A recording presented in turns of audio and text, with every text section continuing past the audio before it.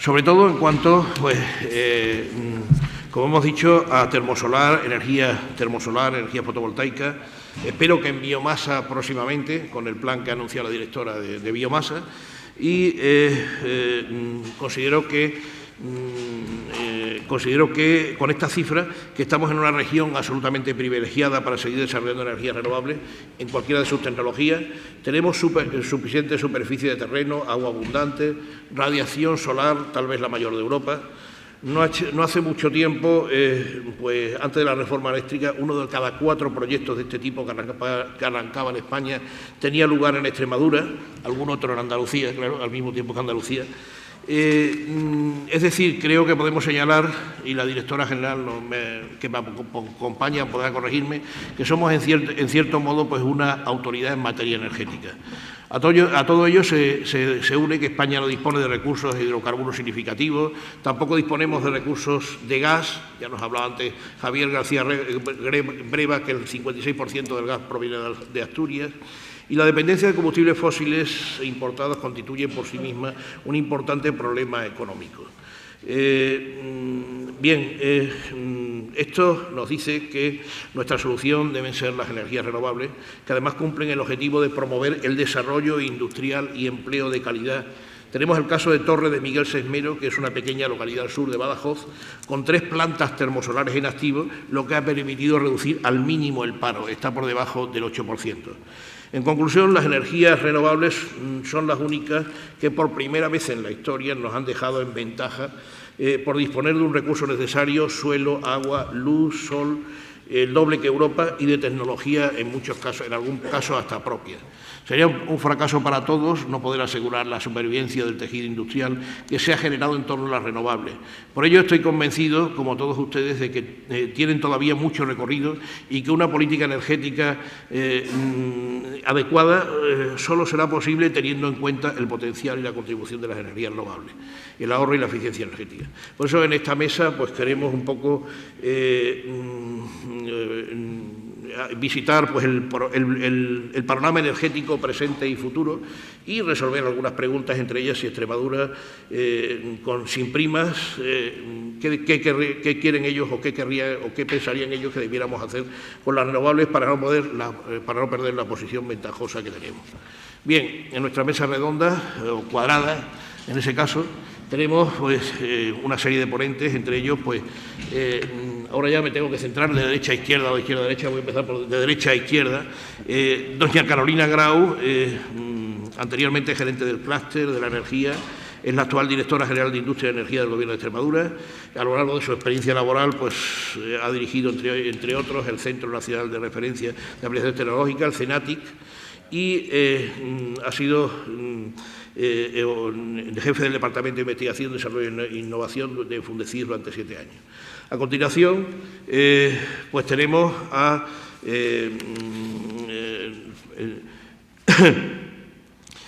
José Miguel Villarij, que es actual presidente de la APA, Asociación de Productores de Energías Renovables. Es de Teruel. La trayectoria de José Miguel Villarij ha estado ligada estrechamente al Grupo Sanca, en el que ha trabajado en diversas actividades y sectores desarrollando puestos de creciente responsabilidad. Es posgrado IES, desde hace 15 años consejero delegado de Molinos del Ebro, la empresa del Grupo Sanca dedicada a producción, transporte y distribución de energía eléctrica y pionera del sector eólico español. Durante los últimos 6 años es el nuevo presidente de APA y ha sido presidente de la Asociación Eólica de la instalación. Bien, ahora primero a mi izquierda, en mi caso tengo a Manuel Collares Pereira, presidente del IPES, el Instituto de Portugal de Energía Solar. Es ingeniero electrónico por la Universidad Técnica de Lisboa, doctor de Física por la Universidad de Chicago, coordinador e investigador del INETE, el Instituto Nacional de Tecnología, Ingeniería, Tecnología e Innovación, profesor del Departamento de Física de la Universidad Técnica de Lisboa, fundador de Sunco, compañía de energía solar, productora de cocinas solares. Ha sido fundador y 2 veces presidente de SPES, en la Sociedad Portuguesa de Energía Solar, a la que hemos asistido a congresos. 2 veces presidente de ACDT, la Asociación de Ciencia y Tecnología, y actual presidente del Instituto Portugués de Energía Solar. Bien, más a mi izquierda Tenemos, en este caso, a Rafael Barrera Morcillo, es presidente, director de AMPIER, que es la Asociación Nacional de Productores e Inversores de Energía Fotovoltaica. Rafael Barrera es licenciado en Ciencias de Información por la Universidad Europea, máster en Relaciones Internacionales por la Universidad Complutense de Madrid, máster en Marketing por la Escuela de Organización Industrial y ha ejercido como director de Comunicaciones y Marketing de numerosas entidades del sector industrial y actualmente es director general de la Asociación Nacional de Productores e Inversores de Energía Solar Fotovoltaica. Y por último, el más a mi izquierda es don Valeriano Ruiz Hernández, del Centro Tecnológico Avanzado de Energía Renovable CETAER, profesor mío en la Escuela de Sevilla, amigo, mucho recorrido en materia de energía. Es doctor en Física de la Universidad de Sevilla, catedrático de Termodinámica del Departamento de Ingeniería Energética de la Universidad de Sevilla desde 1980. En la actualidad ejerce director, como hemos dicho, del Centro Tecnológico Avanzado de Energías Renovables CETAER y su incansable labor pues, ha sido reconocida mediante importantes galardones de carácter nacional e internacional. Muy bien, pues presentados todos los ponentes, vamos a comenzar pues, una ronda de intervenciones. Yo les ruego que sean cortos, 10 minutitos como máximo, si no, luego la idea sería hacer una mesa más dinámica y poder responder a preguntas, tanto de ustedes como las preguntas que podemos tener preparadas entre todos y hacer pues, una mesa un poco más dinámica. Bien, pues dicho esto, tiene la palabra doña Carolina Grau, que es la directora general de Industria y Energía.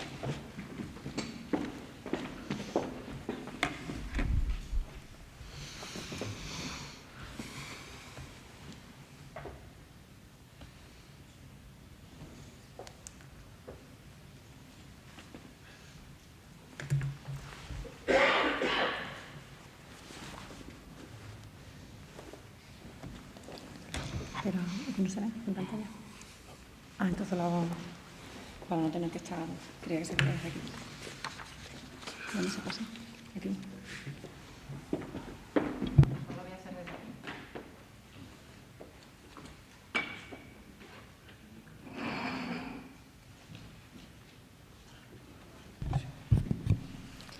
Bueno, más cómodo desde aquí, si me permiten, voy a brevemente tratar de pues profundizar, aunque tenemos muy poquito tiempo, en el debate de la mesa redonda de hoy, el panorama del sector energético de Extremadura y dando continuidad a la magnífica intervención de Javier García Breva, que ha hecho esta excelente exposición de cuál es el panorama del sector a nivel mundial, a nivel nacional, y yo voy a focalizarlo un poquito más en la realidad de nuestra región, en Extremadura. Viene muy a colación de lo que está contando un poquito en la inauguración, así que bueno, trataré de ser bastante breve. Básicamente unos datos sobre el contexto energético, obstáculos, qué barreras estamos sufriendo, que están de alguna manera haciendo que el ritmo de avance del sector en Extremadura no sea el deseado, en qué está trabajando el Gobierno de Extremadura, qué salidas alternativas estamos planificando y unas conclusiones muy breves.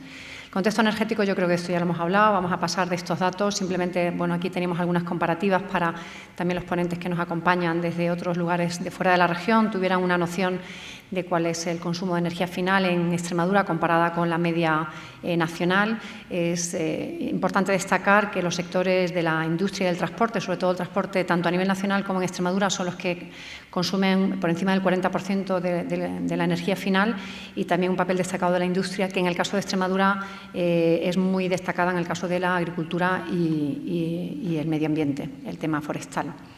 También alguna gráfica simplemente comparativa de la demanda de energía eléctrica, como ven a nivel regional, está siempre por debajo de la media nacional en cuanto a demanda de energía y, como ven, una senda, como hemos estado comentando, también descendiente. En cuanto al tema de la producción de energía, hemos ya comentado el importante papel que Extremadura juega en el contexto nacional. En el año 2012 tenemos ahí a nivel nacional se produjeron 283.400 gigavatios hora y en Extremadura esa misma cifra son 19.120. Solamente, porque tengan algunas cifras de contexto. Y el resumen un poco de cuál es el mix de potencia instalada ahora en Extremadura. Ya antes, desde la Agencia Extremeña de la Energía, se han dado algunas cifras.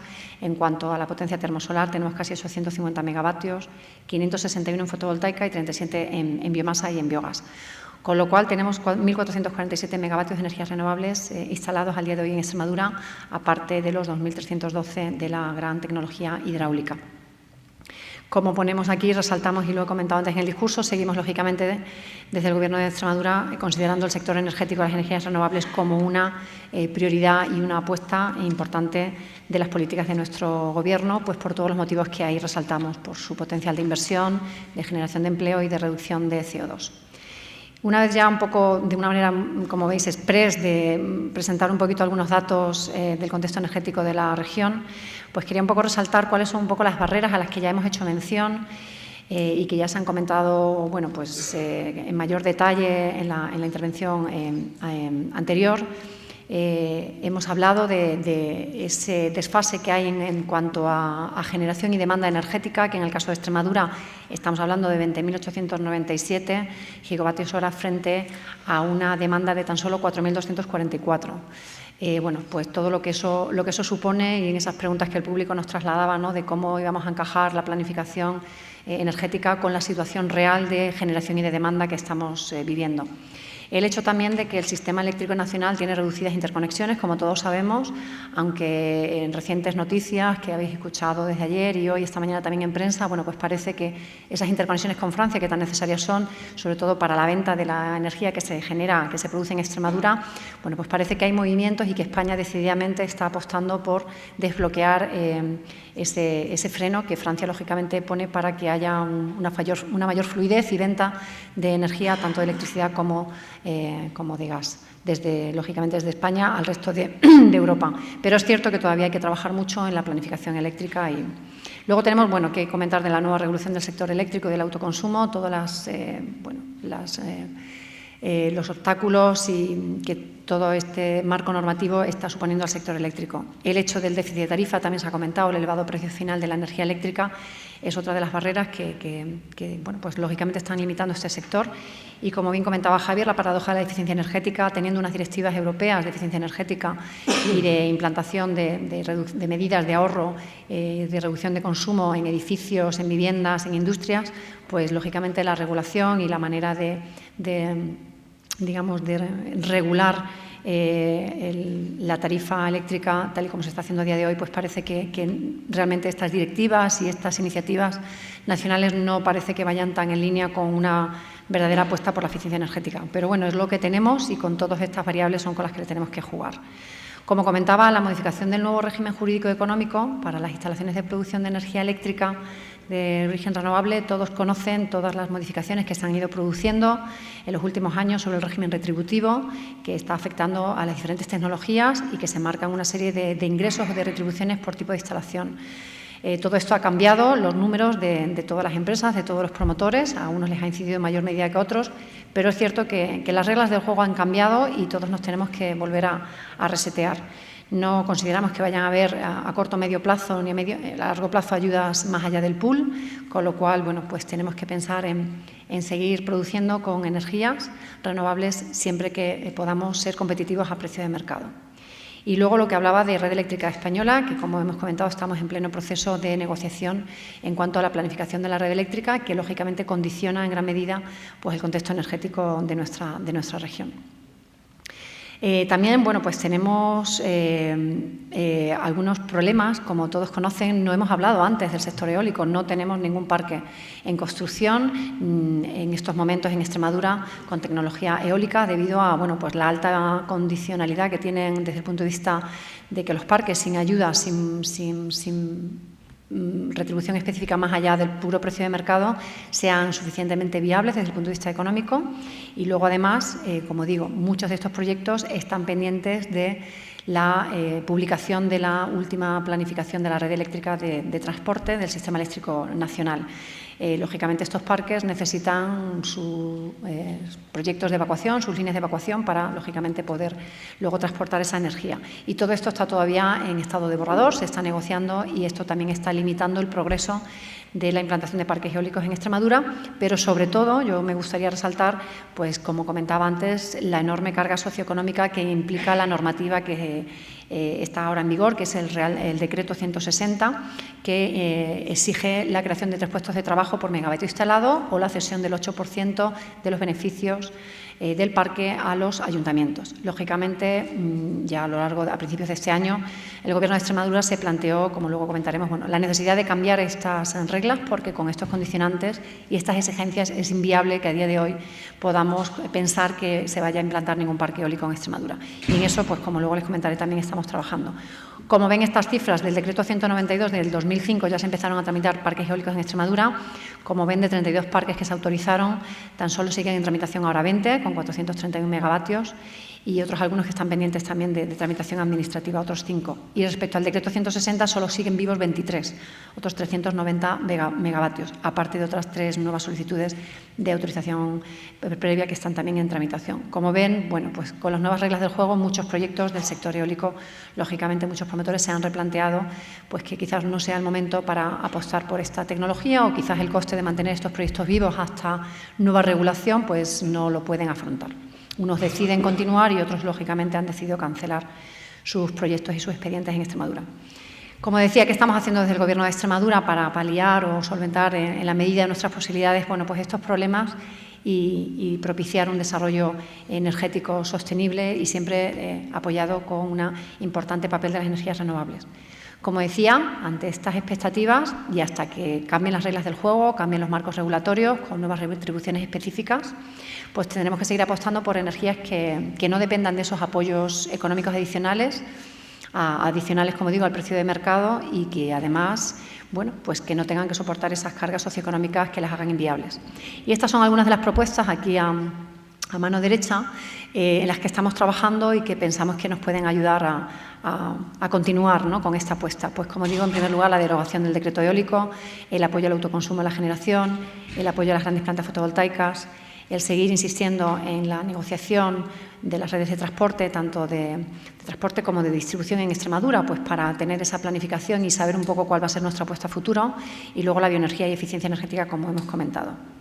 Hablando de la derogación del decreto eólico, simplemente que conozcan que es el derogar este decreto actualmente en vigor, el 160, lo hemos previsto simplemente como la necesidad de habilitar esa opción a los promotores de parques eólicos, como explicaba, que con las cargas actuales, pues lógicamente no pueden construir esos parques.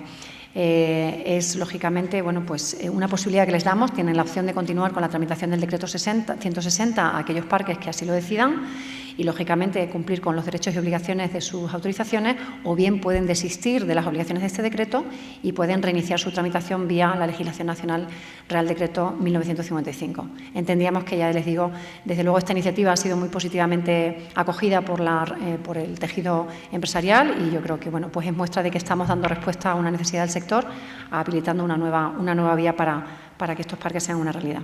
Autoconsumo, muy rápidamente también hablaremos largo y tendido de estas temáticas. Yo creo que esta tarde hay una sesión específica sobre autoconsumo y generación distribuida. Creo que antes se ha hablado muy bien sobre ese tema.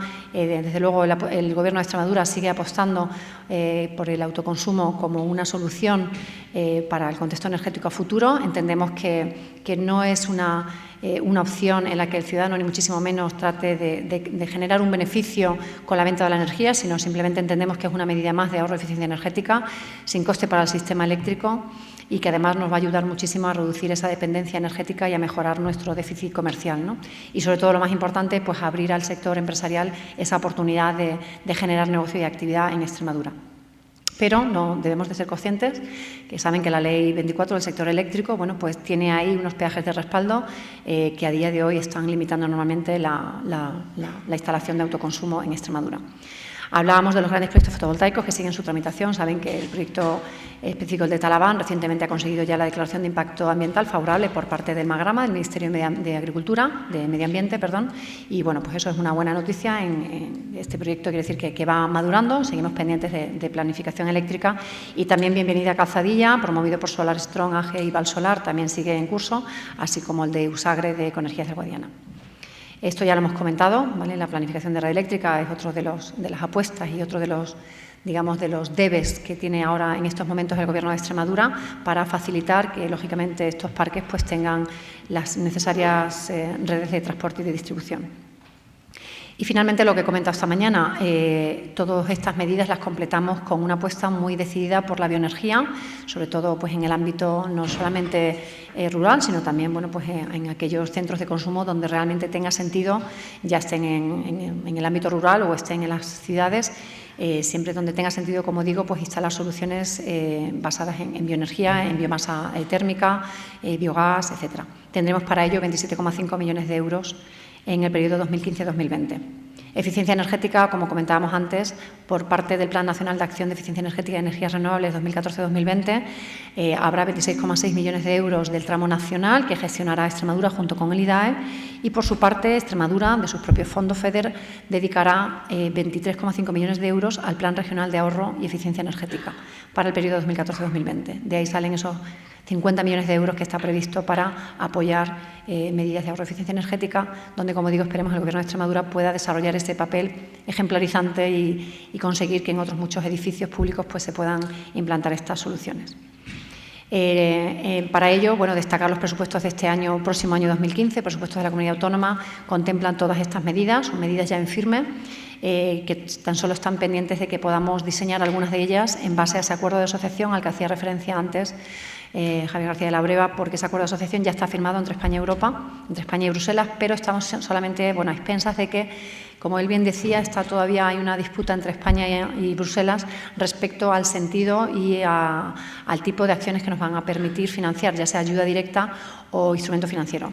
La posición de Europa, de Bruselas, es que vayamos tendiendo hacia vías de financiación más orientadas a los instrumentos financieros y no tanto a la ayuda directa, pero esto condiciona notablemente el diseño de estas ayudas. Entonces, tenemos que tener muy claro qué es lo que nos va a permitir Bruselas para que las medidas que habilitemos, lógicamente, sean luego elegibles bajo FEDER.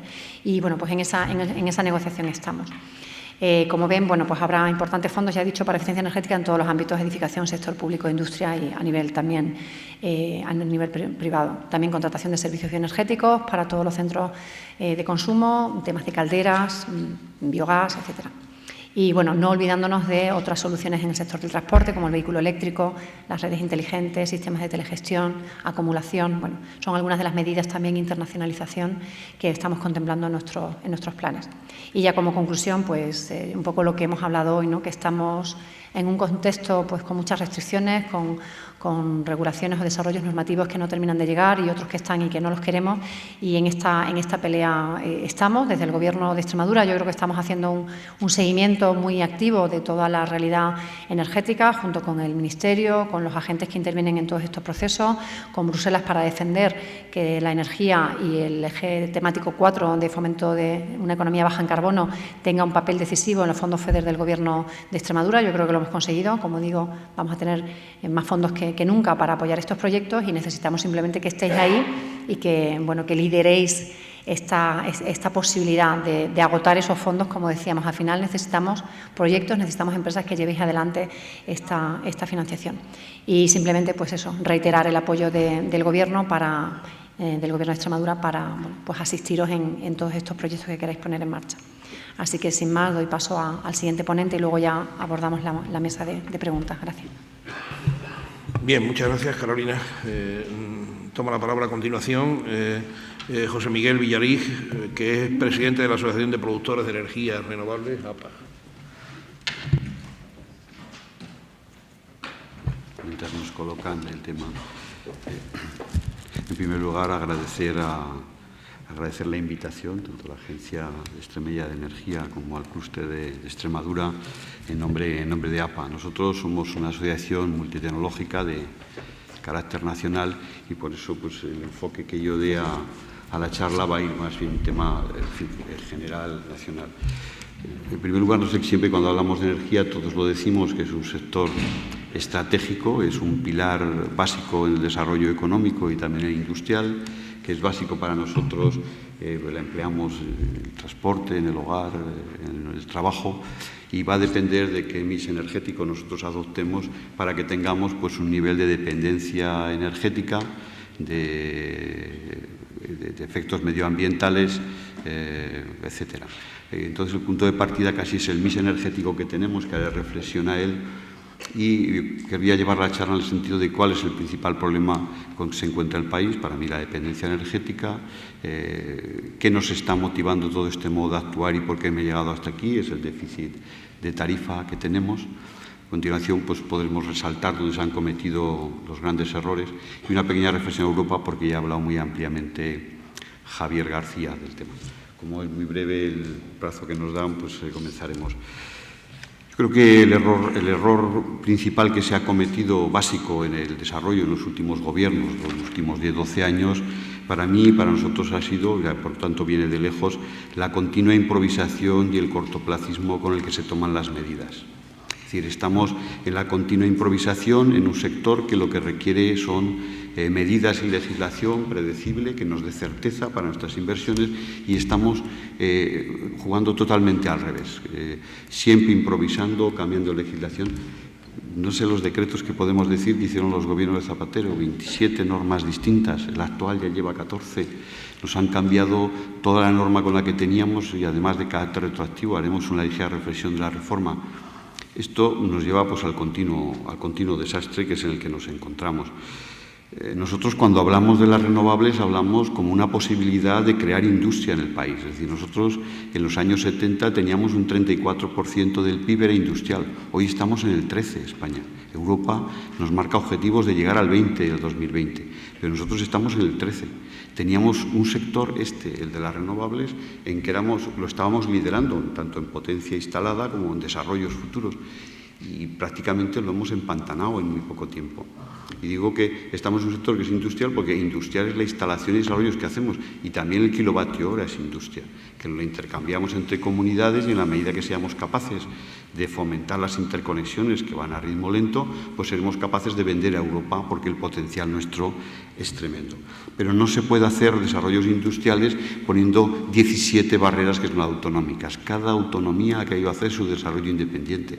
Se han encontrado multitud de empresas, pero hablo del sector eólico, que es el que llevo más años y el conozco en profundidad, pues se encontraban con que iban a un concurso de eólico y le obligaban a hacer instalación y a crear X puestos de trabajo y todo tipo de pegas. Pero si había otro concurso eólico en esa comunidad autónoma, como ya no podía crear una fábrica para producir maquinaria y tal, pues entonces partía en menores ventajas. Es decir, que ya no podía hacerse con la mayor parte del concurso o tener una ventaja porque ya estaba instalado allí. Claro, estas aberraciones nos llevan pues a unos costes tremendos. Es decir, si algo se necesita, de todas maneras, como digo, es predictibilidad y certeza, y no hemos ido por esa senda, ¿no? Entonces, efectivamente, toda legislación que sale es legislación democrática, es legislación que existen las mayorías, se saca todo adelante y demás, pero a uno le da la sensación que se toman las medidas, en vez desde la responsabilidad, desde el que venga detrás que arree, y así nos va. Entonces, ahora, cuando nos quejamos de muchas cosas que nos están pasando, vamos a hacer una ligera reflexión de cómo hemos llegado hasta aquí, ¿no? A ver si esto va adelante. Para mí el punto de partida es el mix energético en que nos encontramos, que es este. Yo diría que, bueno, visto así, pues es un mix energético muy diversificado, es un mix energético robusto, y hablaremos también de los excesos que hay. Pero si retraemos nosotros del año 2013 a los años 90, es que en España solo había 3 fuentes de energía para producir electricidad, hablamos de electricidad, que eran el carbón, la nuclear y la hidráulica. No existía más, todo lo demás ha aparecido de los años 90 hacia aquí. Yo diría de los años 95-96, que es cuando se empiezan a instalar los primeros parques eólicos, ¿no? Y hoy nos encontramos con que las renovables son capaces de suministrar el 30% del total del consumo, y si añadimos la gran hidráulica, que también es renovable, el 43%. Hombre, sería un mix como para enseñar, ¿no? Y de ellos voy a destacar la eólica. La eólica, a nivel mundial, que una renovable haya llegado a cubrir el 21% de todo el consumo nacional, no se ha dado en ningún punto del mundo más que en España. Y este es un tema que se nos ha reconocido desde Europa, ha habido premios de las asociaciones europeas en reconocimiento de este tema, pero aquí tampoco se reconoce especialmente, digamos, este punto. Y la eólica, comentaba antes Breva, nos decían en los años 2000, 2004, que no seríamos capaces de introducir más de 8.000 o 9.000 megavatios de eólica. Lo que pasa es que la eólica hizo muy bien su desarrollo. Errores que se han cometido en otras tecnologías, en las cuales no se acotaron bien los plazos, no se establecieron bien cupos de desarrollo y no se puso la retribución adecuada, se han cometido desajustes que al final parece que los hemos cometido todos, pero no es cuestión de inculparse. El regulador es el que regula y es el que controla. Él es el que ha permitido que desarrollos en que estaba previsto llegar a 500, 600 megavatios tengamos 4 o 5.000 de un modo inmediato. Otros hemos sufrido en tecnologías que nosotros como grupo estamos de la solar, cuando nosotros acometimos el invertir en 2 centrales solares que tenemos aquí en Extremadura, nosotros estábamos entre los 500 primeros megavatios y cuando nos encontrábamos a mitad de instalación, una termosolar se monta en 2 años, en uno nos dicen que no vamos a ser 500, que vamos a ser 2.300. Se pueden imaginar las caras que nos veíamos en el Consejo. No querría yo estar aquí. ¿Por qué? Porque los que asumimos un riesgo de ser líderes en tecnología, con todos los riesgos que esto lleva, no podíamos estar a que el que viene 3 años después tuviera la misma retribución. Perdón, el tema que no es de la charla, pero me permito hacer esa reflexión porque nos hemos sentido muchos traicionados en el tema. Hablo del tema de la eólica y he dicho nosotros la eólica. ¿Por qué se llegó al 21% como reto? Efectivamente, si no hubiésemos hecho un esfuerzo o asumir los retos que se nos pusieron, no hubiese llegado la eólica a tener 23.000 megavatios que tiene hoy. Pero cuando a nosotros del Gobierno y redes se dijo es que la eólica va a perturbar las redes, la eólica tiene que hacer predicciones y si se desvía, pagar las predicciones. Tiene que cubrir reactiva, tiene que cubrir huecos de tensión y además, como tememos que perturbe la red, entraréis todos mediante centros de control por zonas, de modo que yo, red, pueda desconectar. Y asumimos el reto, año 2004, y hemos conseguido meter 26.000 megavatios. Pero fue una historia llevada a cabo en 14 años, 12, 13 años, por decirlo de alguna manera. Yo creo que es la historia de un éxito que no se reconocerá así, porque desde luego a los que desde el principio estuvimos ahí, ahora nos tienen en una situación penosa, diría yo. Bueno, no me estiro más ahí. Desarrollos, en fin, esta es la evolución que ha habido en las distintas tecnologías. No voy a pasar por todas, nuclear estable, el carbón va hacia abajo claramente, pues se han hecho las reconversiones ya de modo importante, es decir, el año 90 acá, pues carbón, en fin, el año 90 había 45.000 mineros, hoy hay 5.000, 19 millones de toneladas, hoy 5, bueno, ya se ha hecho, pero se va a seguir cerrando en los próximos años porque la adaptación a exigencias europeas desde Europa por el tema de CO2 pues son muy exigentes y la minería del carbón va a dejar de recibir ayudas en los próximos 2 años, con lo cual solo quedará nacional lo que sea competitivo para, digamos, mezclar con la importación. Y llama la atención a la hora de destacar ciclos combinados. He hecho una reflexión breve y quizás yo me repita, pero no vamos a hablar mal de la tecnología. Los ciclos combinados funcionan y funcionan bien. Nosotros la entendíamos como una tecnología de respaldo y puede funcionar perfectamente para renovables como renovables. Lo que no era necesario son 27.000 megavatios de ciclos. Es decir, están funcionando a un ritmo del 20% actual. Y claro, cuando se habla de excesos cometidos, pues nos quieren poner a renovables y a los ciclos no los cita nadie.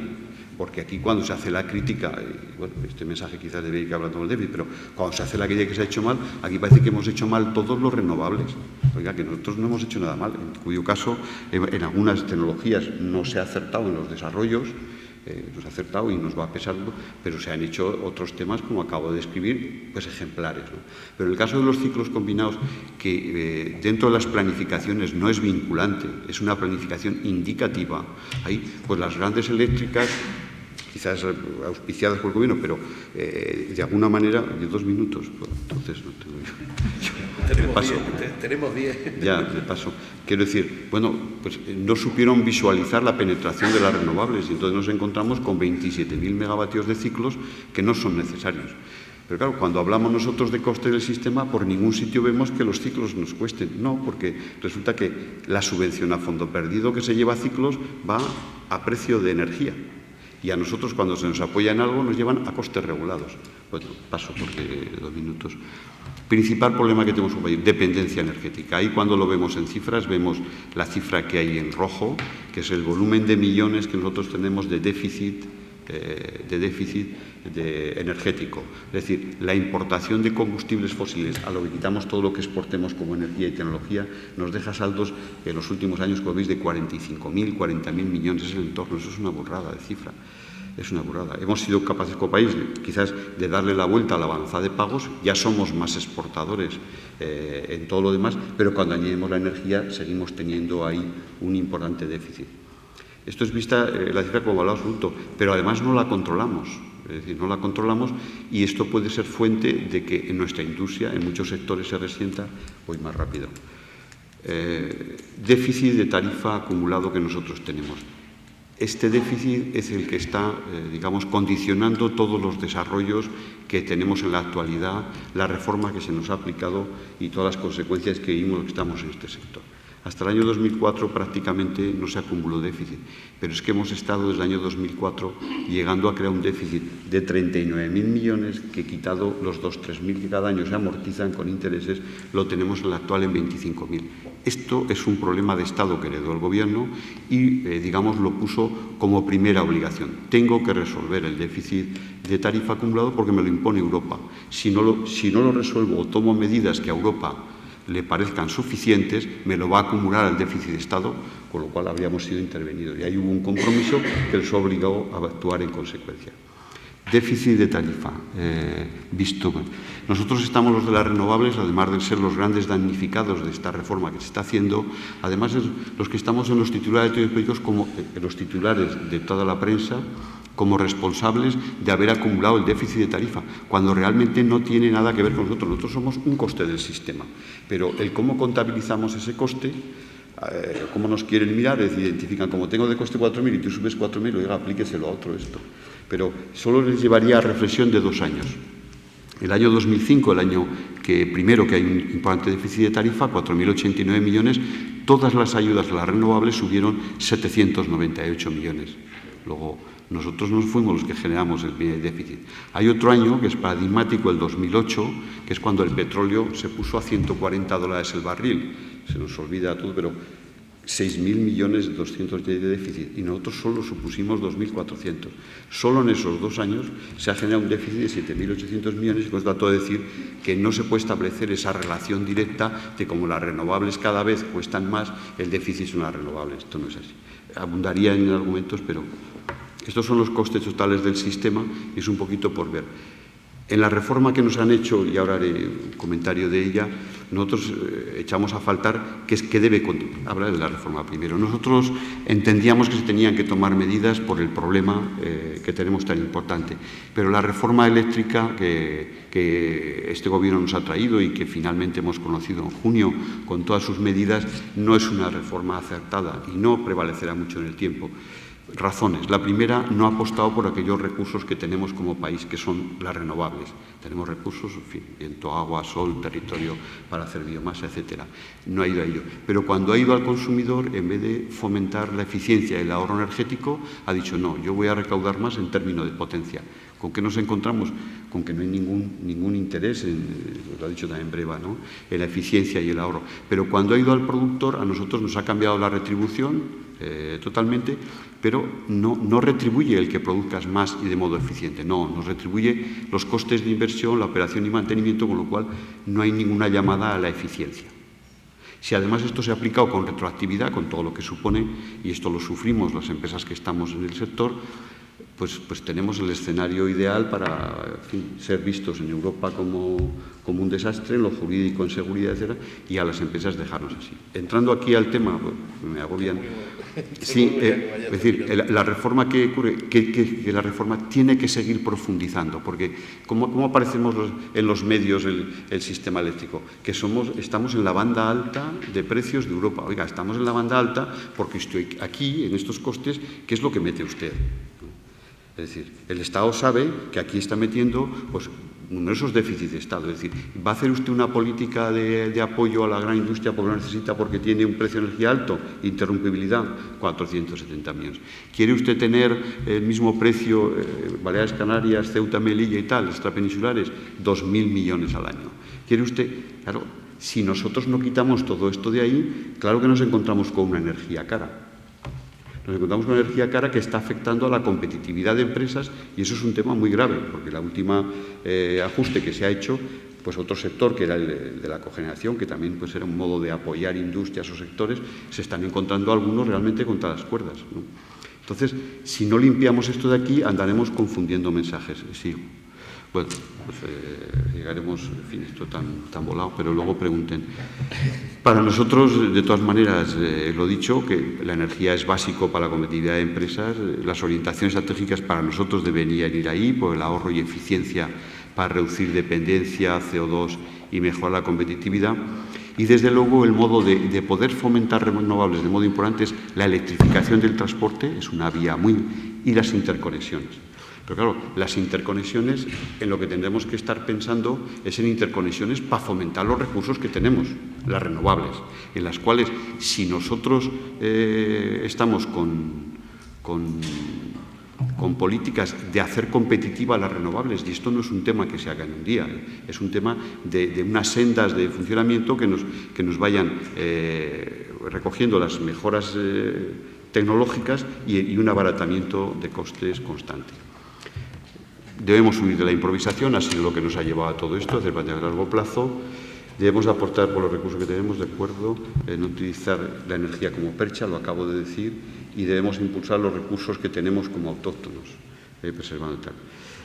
En el fondo, he dicho que diría algo de Europa, ¿no? Aunque ha estado hablando ampliamente Breva, pero yo diría que en Europa lo que sí tienen casi como consenso es que no se puede considerar el desarrollo como un subapartado de la política climática. Yo creo que tenemos que admitir el reto, y es verdad que lo teníamos asumido que estamos en el sector, de mejorar nuestros costes, de querer ser competitivos, porque si no, no vamos a tener plazo en ello. Y nosotros, ¿qué pedimos a Europa ahora que se han marcado objetivos nuevos? Tampoco se nos ha hecho caso, siempre pensamos que Europa iba a ser un poco nuestra tabla de salvación y tampoco se está viendo claramente este tema que vaya ahí, pero nosotros a Europa le pedíamos que, más allá de unos porcentajes que siempre son discutibles y más o menos optimistas, sí que valoramos que van en una senda de continuidad, pero tenía que haber objetivos vinculantes que no los hay.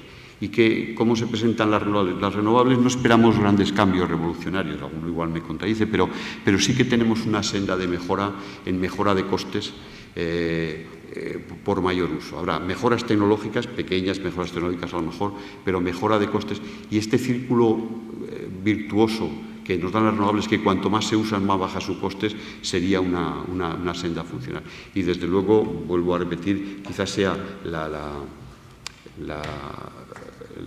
electrificación del transporte el punto que nos va a salvar y demás. ¿Y qué pediríamos nosotros a nuestros políticos y demás? Pues quizás que reduzcan un poco la actividad, aumenten la reflexión, que desde luego nosotros no creemos en la racionalidad de la improvisación y es algo que nos tiene sometidos desde hace muchos años. Nada más. Gracias. Vale.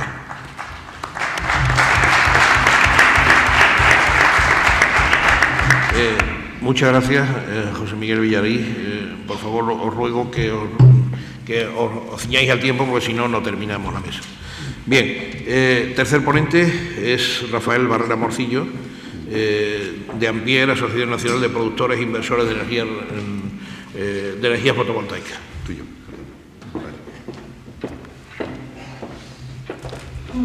Muchas gracias. Trataré de no exceder mis 30 minutos. A tus 10 minutos, Rafael. En fin. 10 minutos. Muchas gracias al clúster, muchas gracias a la Agencia Extremeña de la Energía por la magnífica labor que están haciendo, no solamente por esta Expo, sino en general en Extremadura, que también trasciende fuera de las fronteras extremeñas. Gracias a la directora general por presidir esta mesa. Bueno, yo voy a poner un poco el foco en los productores fotovoltaicos, en las familias, en los pequeños productores, aquellos que apostaron por las renovables, ya no de boquilla, sino con sus propios caudales, con su dinero, y además hipotecando en la mayoría de los casos su casa. ¿Por qué apostamos por la fotovoltaica? Bueno, alguno no sabe diferenciar muy bien lo que es obvio de lo que es importante. La fotovoltaica democratiza la energía, como todos sabemos, las hace accesible, precisamente porque es modulable en función de los requerimientos. Una pequeña calculadora se alimenta de manera fotovoltaica hasta una gran planta o instalación de 300-500 megavatios, como son posibles, como estamos viendo.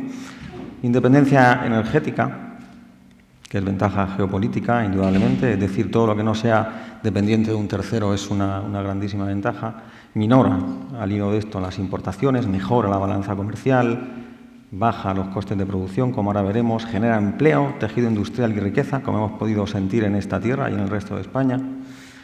Produce en el lugar de donde se consume, evita, por lo tanto, el transporte. Es un recurso inagotable y gratuito. Reduce las emisiones de CO2, por lo tanto, retira combustible fósil y es una oportunidad industrial, era y es una oportunidad industrial para Extremadura y para España. Por lo tanto, nuestro gran objetivo fue captar energía del sol a precio competitivo para alcanzar un nuevo modelo sostenible. Lo hicimos, como decía, con nuestro propio dinero familiar. Bueno, como hablaba en un principio, las intenciones fueron muy buenas. A partir del año 2000 era una evidencia que el cambio climático era real, no era solamente una amenaza. Se pusieron a trabajar inicialmente la Unión Europea, automáticamente empezó a mandar deberes a los Estados miembros. Y en España, pues el primer Real Decreto que incentiva la producción de renovables, pues no es del Gobierno de Zapatero, es del Gobierno de José María Aznar, es del año 2004. Es cierto que el Gobierno de Zapatero perfecciona el sistema de primas con el 661 y el 1578. Bueno, en realidad uno solo tiene que ver los Reales Decretos 661, 1578, 436 para ver que no había ningún secreto, que estaba todo muy claro. Había que desarrollar una tecnología, había que hacerlo. Y nadie estaba dispuesto a hacerlo. Había que cambiar de modelo. Si alguien tenía que aportar dinero, el Estado no lo iba a hacer, las grandes empresas tampoco, se recurrió a las familias. Familias que consiguieron instalar, familias y empresas, 4.300 megavatios por un valor de 20.000 millones de euros. Como decía, estos Reales Decretos trataron de incentivar la producción de renovables en España, lo hicieron buscando el ahorro de la pequeña, mediana empresa de las familias. No en balde publicaron una campaña de comunicación agresiva, se llamaba El sol puede ser suyo, que viene a ser como que te cae encima o te cae en las manos un plan de negocio, donde te hacen hasta los números. Te dicen cuánto cuesta la instalación, cuánto tienes que pagar al mes para amortizar esta instalación, cuánto tienes que financiar, te recomendaban un 80%, hacían los números y en el año 11 veían los retornos. Por lo tanto, te parece una inversión interesante, rentable, si no te metes, y además ética, ¿no? Por lo tanto, esto captó a 62.000 familias españolas que llegaron a invertir 20.000 millones de euros, de los cuales todavía se deben 18.000 millones, que los tiene la banca. Por otro lado, esto es un dato de Eurostar, la ciudadanía europea en un 70% quiere que se apueste por un modelo renovable. En España el dato se incrementa. El 81% de los españoles quieren que se transite por la senda de lo renovable. Inicialmente se hizo así, pero llegaron los recortes. Los dos primeros fueron del Gobierno socialista, el 1565 y el 14-2010.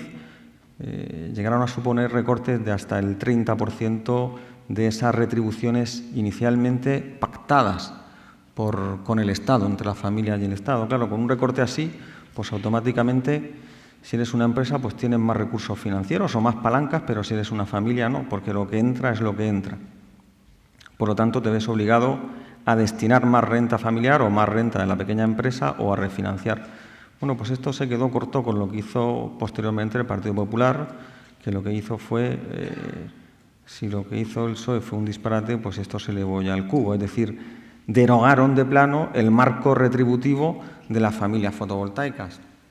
Indudablemente, ni que decir tiene que ni una sola de esas familias hubiera puesto ni una sola peseta, se hubiera atisbado el mínimo riesgo. Y en ese folleto tan amplio, tan didáctico, El sol puede ser suyo, donde se detallaba absolutamente todo, la amortización, las bondades para la nación, para el CO2, se hubiera puesto en algún lugar, ¿existe algún riesgo? Pues no hubieran captado ni un solo céntimo de las familias. Evidentemente, eso no aparece en el folleto.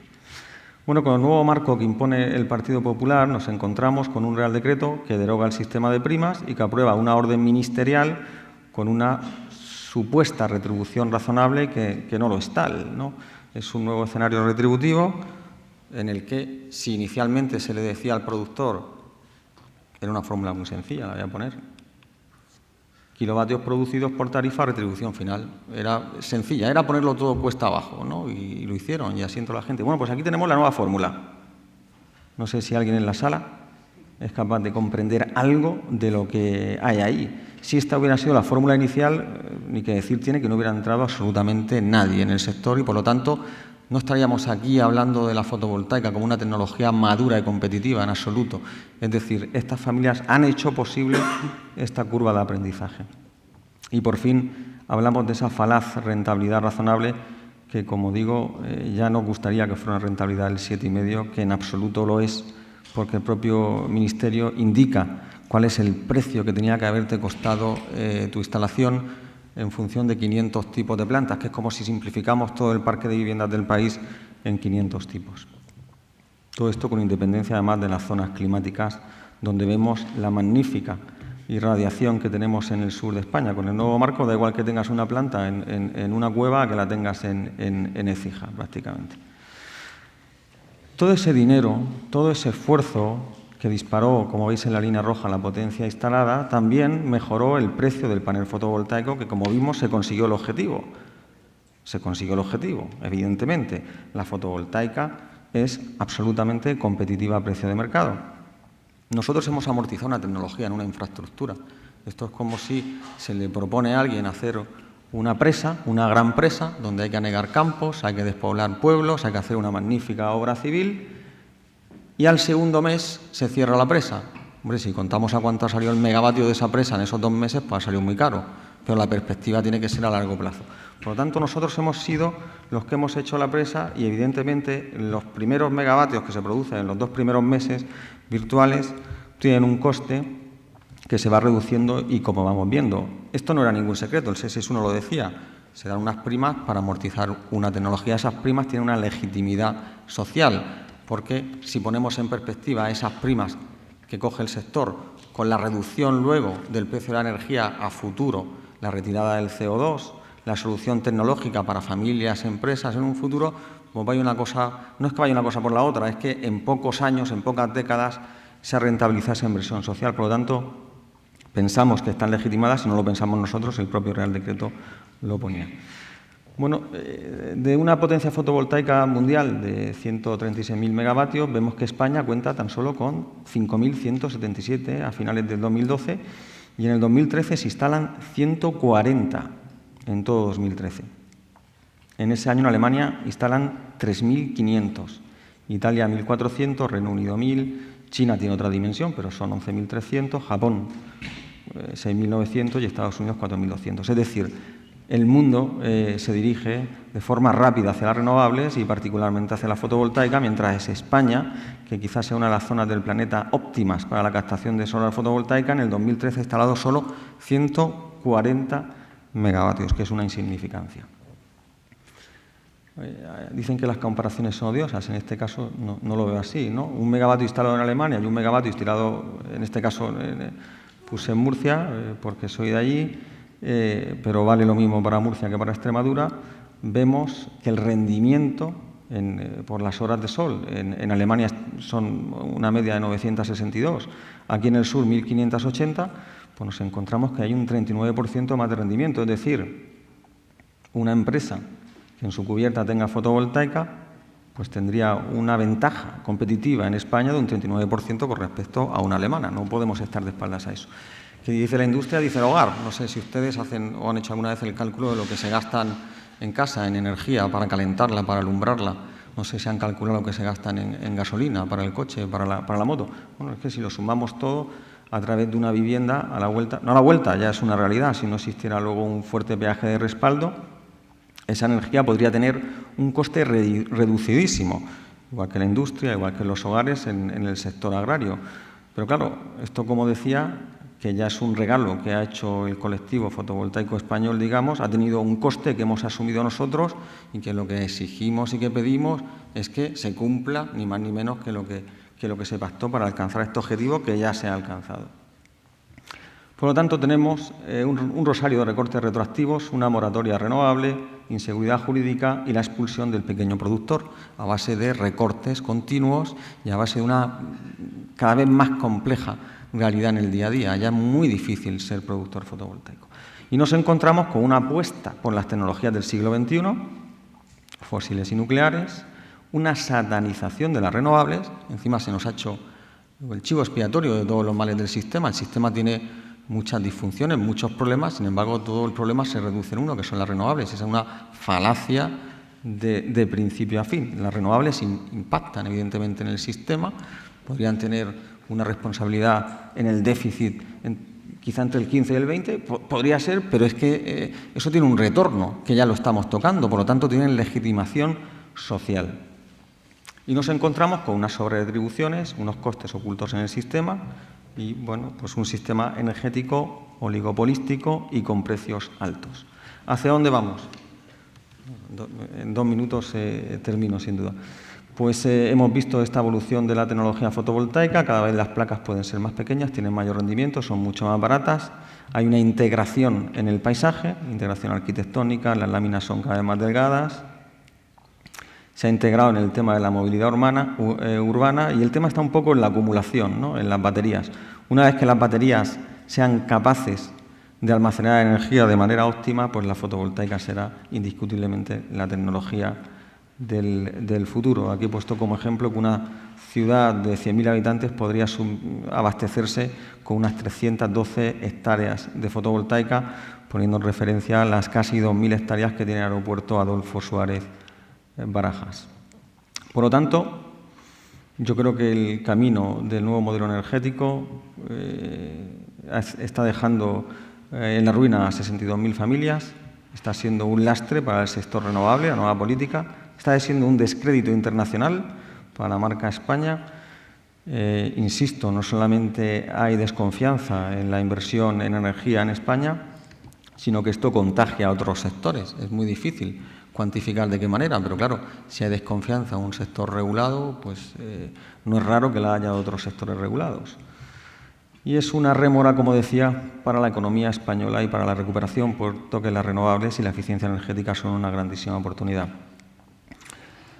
Claro, nosotros nos preguntamos si la inseguridad jurídica es una barrera a la competencia, nos preguntamos por qué se nos priva del sol como fuente de riqueza, singularmente en el sur de España, y muchas veces nos preguntamos quién decide la política energética cuando vemos que toda la Cámara se opone a este nuevo marco normativo, lo vota un único partido con apoyos nacionalistas puntuales y dentro de ese partido vemos como comunidades del mismo signo, como Murcia, presentan recurso de inconstitucionalidad, Extremadura presenta recurso de inconstitucionalidad, Navarra conservadora presenta recurso de inconstitucionalidad y, si no recuerdo mal, Galicia también presenta recurso de inconstitucionalidad. Por lo tanto, una política que tendría que ser de Estado, de consenso a largo plazo, ha sido tomada de una manera, una decisión tomada de alguna manera por una mayoría absoluta de un partido que luego vemos que a nivel territorial tampoco tiene ese consenso. Y como conclusión, pues que hay que luchar por los derechos del ciudadano, de los renovables, apostar por un nuevo modelo energético rentable y responsable, porque al final, cuando hablas de rentabilidad, ¿rentabilidad para quién? Lo que realmente es rentable para todo es lo que resulta responsable. ¿Y cómo hacerlo? Pues unidos como ciudadanos, unidos como asociaciones y haciendo llegar el mensaje de que, como decía la Unión Europea en el Eurobarómetro, más del 80% de los españoles queremos un nuevo modelo energético basado en las renovables. Gracias.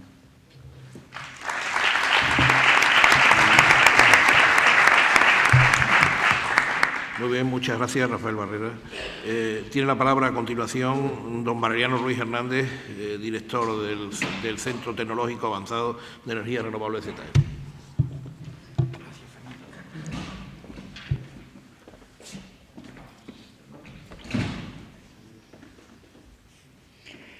Bueno, buenos días, buenas tardes, no sé. Bueno, ser de los últimos tiene, como ya se sabe, un inconveniente, es que ya han dicho todo lo que uno había pensado decir, pero bueno, también tiene la ventaja de que uno puede mostrarse de acuerdo con lo que se ha dicho. Y en efecto, señora directora general, me apunto a su planteamiento. Yo, si estuviera en su lugar, seguramente hubiera dicho lo mismo. Yo creo que con eso ya no hace falta decir más, ¿no? En este momento esto es clave, ¿no? Lo segundo es que yo tengo una presentación aquí que preparé hace unos días, pero claro, ahora ya está casi fuera de lugar después de todo lo que se ha dicho, ¿no? Pero de todas maneras, algunas cosillas que yo pongo ahí, pues quiero que las vean, ¿no? Bueno, en primer lugar, yo quiero dejar muy claro una cosa que me parece evidente y que por activa y por pasiva ha quedado claro, ¿no? Extremadura no es un país independiente, que yo sepa, ¿no? Aunque yo he propuesto que nos unamos a Portugal, a ver si así dejamos de ser los últimos en renta per cápita y esas cosas, bueno, o nos declaremos independientes ya puestos, ¿verdad? No estaría mal, ¿verdad? Lo cierto y verdad es que no es una república independiente y, por tanto, su política energética no la puede marcar ni siquiera el Gobierno de Extremadura. Lamentablemente, está tremendamente limitado por los recortes que el Gobierno central está haciendo a las competencias de las comunidades autónomas. Yo creo que aquí es un problema muy importante. Los buenos deseos que yo sé que tienen y que ha quedado de manifiesto el Gobierno de Extremadura en este tema, y no solo lo sé por la actual directora general, sino por el anterior responsable del tema, pues se quedan en casi nada, porque se han empeñado en cortar esto. ¿Y por qué? ¿Por qué? Yo creo que la pregunta que debería hacerse es ¿por qué? ¿Por qué no les dejan hacer a las comunidades autónomas que hemos sido tradicionalmente en España, Andalucía, Extremadura, Castilla-La Mancha, las últimas en desarrollo económico y en desarrollo industrial, cuando encontramos un nicho, un sitio, un algo en el cual podemos hacer algo, pues resulta que desde Madrid pues nos lo paran, nos lo cortan, ¿eh? Y uno se tendría que preguntar, me ha encantado lo que ha dicho el representante de la fotovoltaica. Como soy muy viejo, pues yo he estado en todos los mundillos, incluido la fotovoltaica. Y de hecho yo soy uno de los sufridores, eso que tú has dicho. Tengo en mi casa una instalación fotovoltaica. Bueno, tengo 3. Una conectada a red de acuerdo con la legislación de entonces, por tanto yo soy uno de los que está siendo robado por el Estado, porque yo invertí 35.000 euros en la instalación que tengo en mi casa y ahora no estoy recuperando el dinero que yo esperaba recuperar. Tengo otra, que estoy intentando a ver si eso cuela, de lo que se llama instalaciones asistidas, ¿eh? ¿Sabéis lo que es, no? Bueno, yo espero que por ahí las comunidades autónomas puedan echar una manita buena, ¿verdad? Y permitir que los ciudadanos, los consumidores, puedan incorporarse legalmente al asunto, ¿no? ¿Sabéis lo que es, no? Instalación fotovoltaica en mi casa y yo, lo que produce esa instalación fotovoltaica lo consumo yo. Y no interfiero para nada con las redes eléctricas ni con las compañías eléctricas. Por tanto, no creo que nadie me pueda prohibir plantar unos tomates en mi huerto, ¿verdad? Hombre, tampoco creo que me lo vayan a cobrar, ¿no? Por plantarlo y hacer mi gazpacho yo con mis tomates, ¿no? Pero, en fin, hay una labor que tienen los responsables de las comunidades que es muy atractivo, muy interesante. Y tengo otra en el campo, esa aislada. Ahí ya sí que me parece que no tendrán nada que decir, supongo yo, ¿no? O sí, no lo sé. La verdad es que ya no lo sé. Si algún día se me presenta un inspector que dicen que ahora van a autorizar que los inspectores entren en tu casa, además sin permiso judicial ni nada, y te vigilen lo que tú tienes allí como instalaciones energéticas. Eso ya sería el colmo, ¿no? En ese momento, yo que ya soy muy mayor, que he vivido casi toda mi vida, pues me voy a plantear seriamente otra cosa. No voy a entrar en los detalles, pero podéis imaginar que me lo pienso, ¿no? Me lo pienso. Yo me pienso, si ya pueden entrar en mi casa a vigilar lo que yo tengo dentro de mi casa, mío, y sin interferir con nada de lo del exterior, pues esto ya me parece que roza el límite, ¿no? Bueno, pero voy a lo que yo tenía preparado. Lo que yo tenía preparado es que Extremadura no es independiente energéticamente del resto de España. ¿De acuerdo? No es independiente. Por tanto, no tiene política energética. Puede tener deseos de tener política energética, pero política energética no la puede poner en práctica en estos momentos.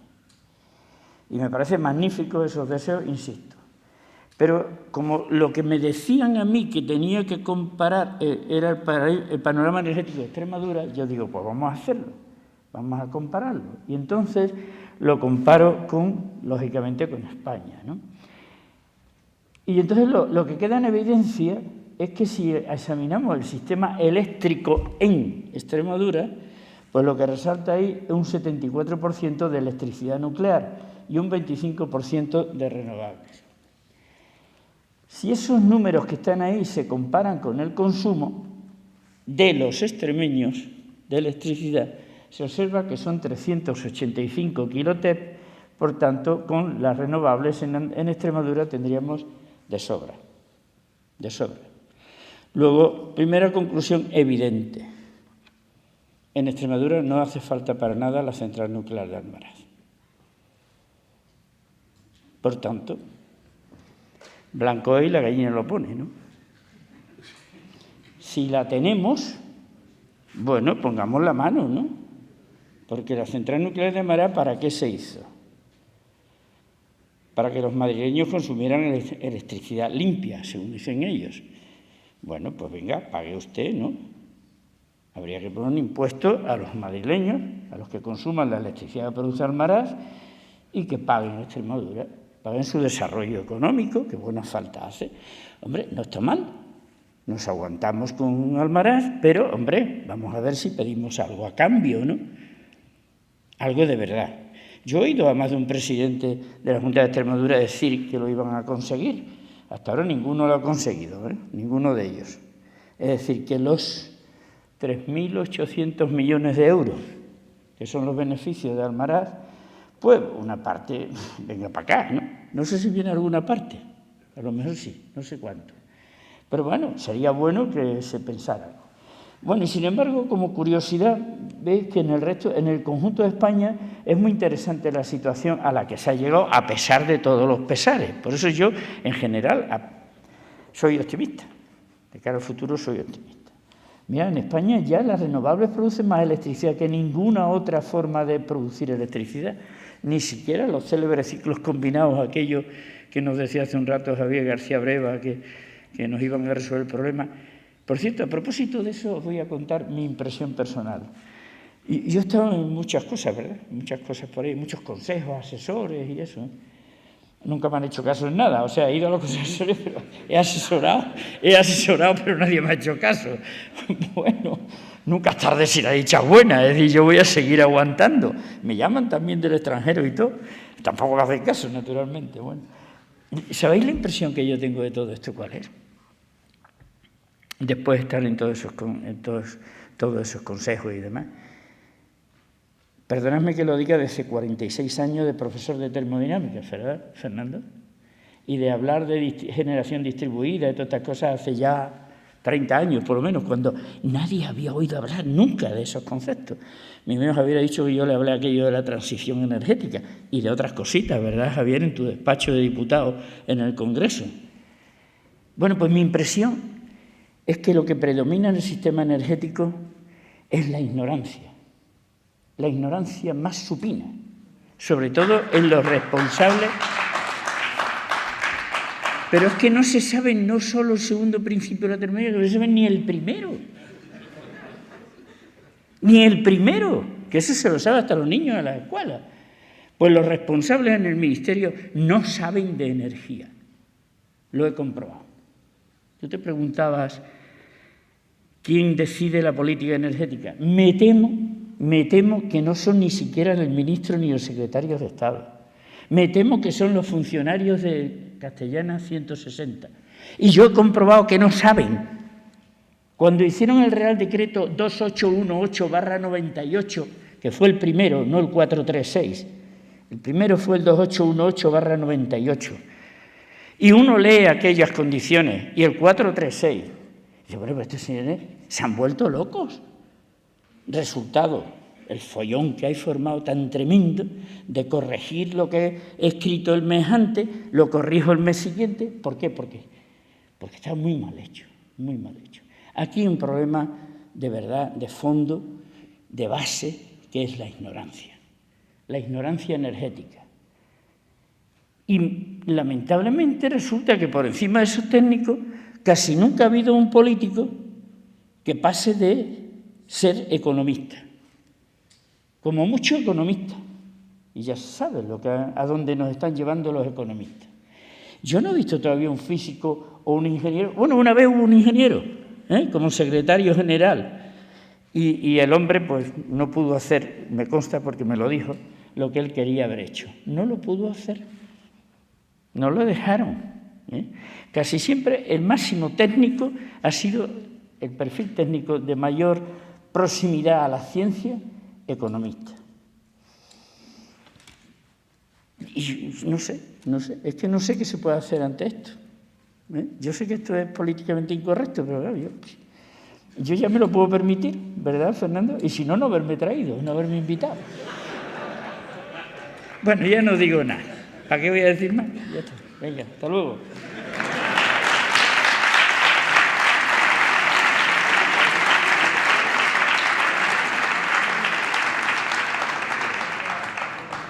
Muchas gracias, Valeriano. Te has limitado al tiempo justo, ¿eh?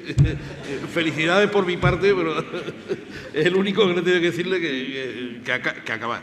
Bien, bueno, pues volviendo otra vez a la normalidad, nos queda el último ponente, que es don Manuel Collares Pereira.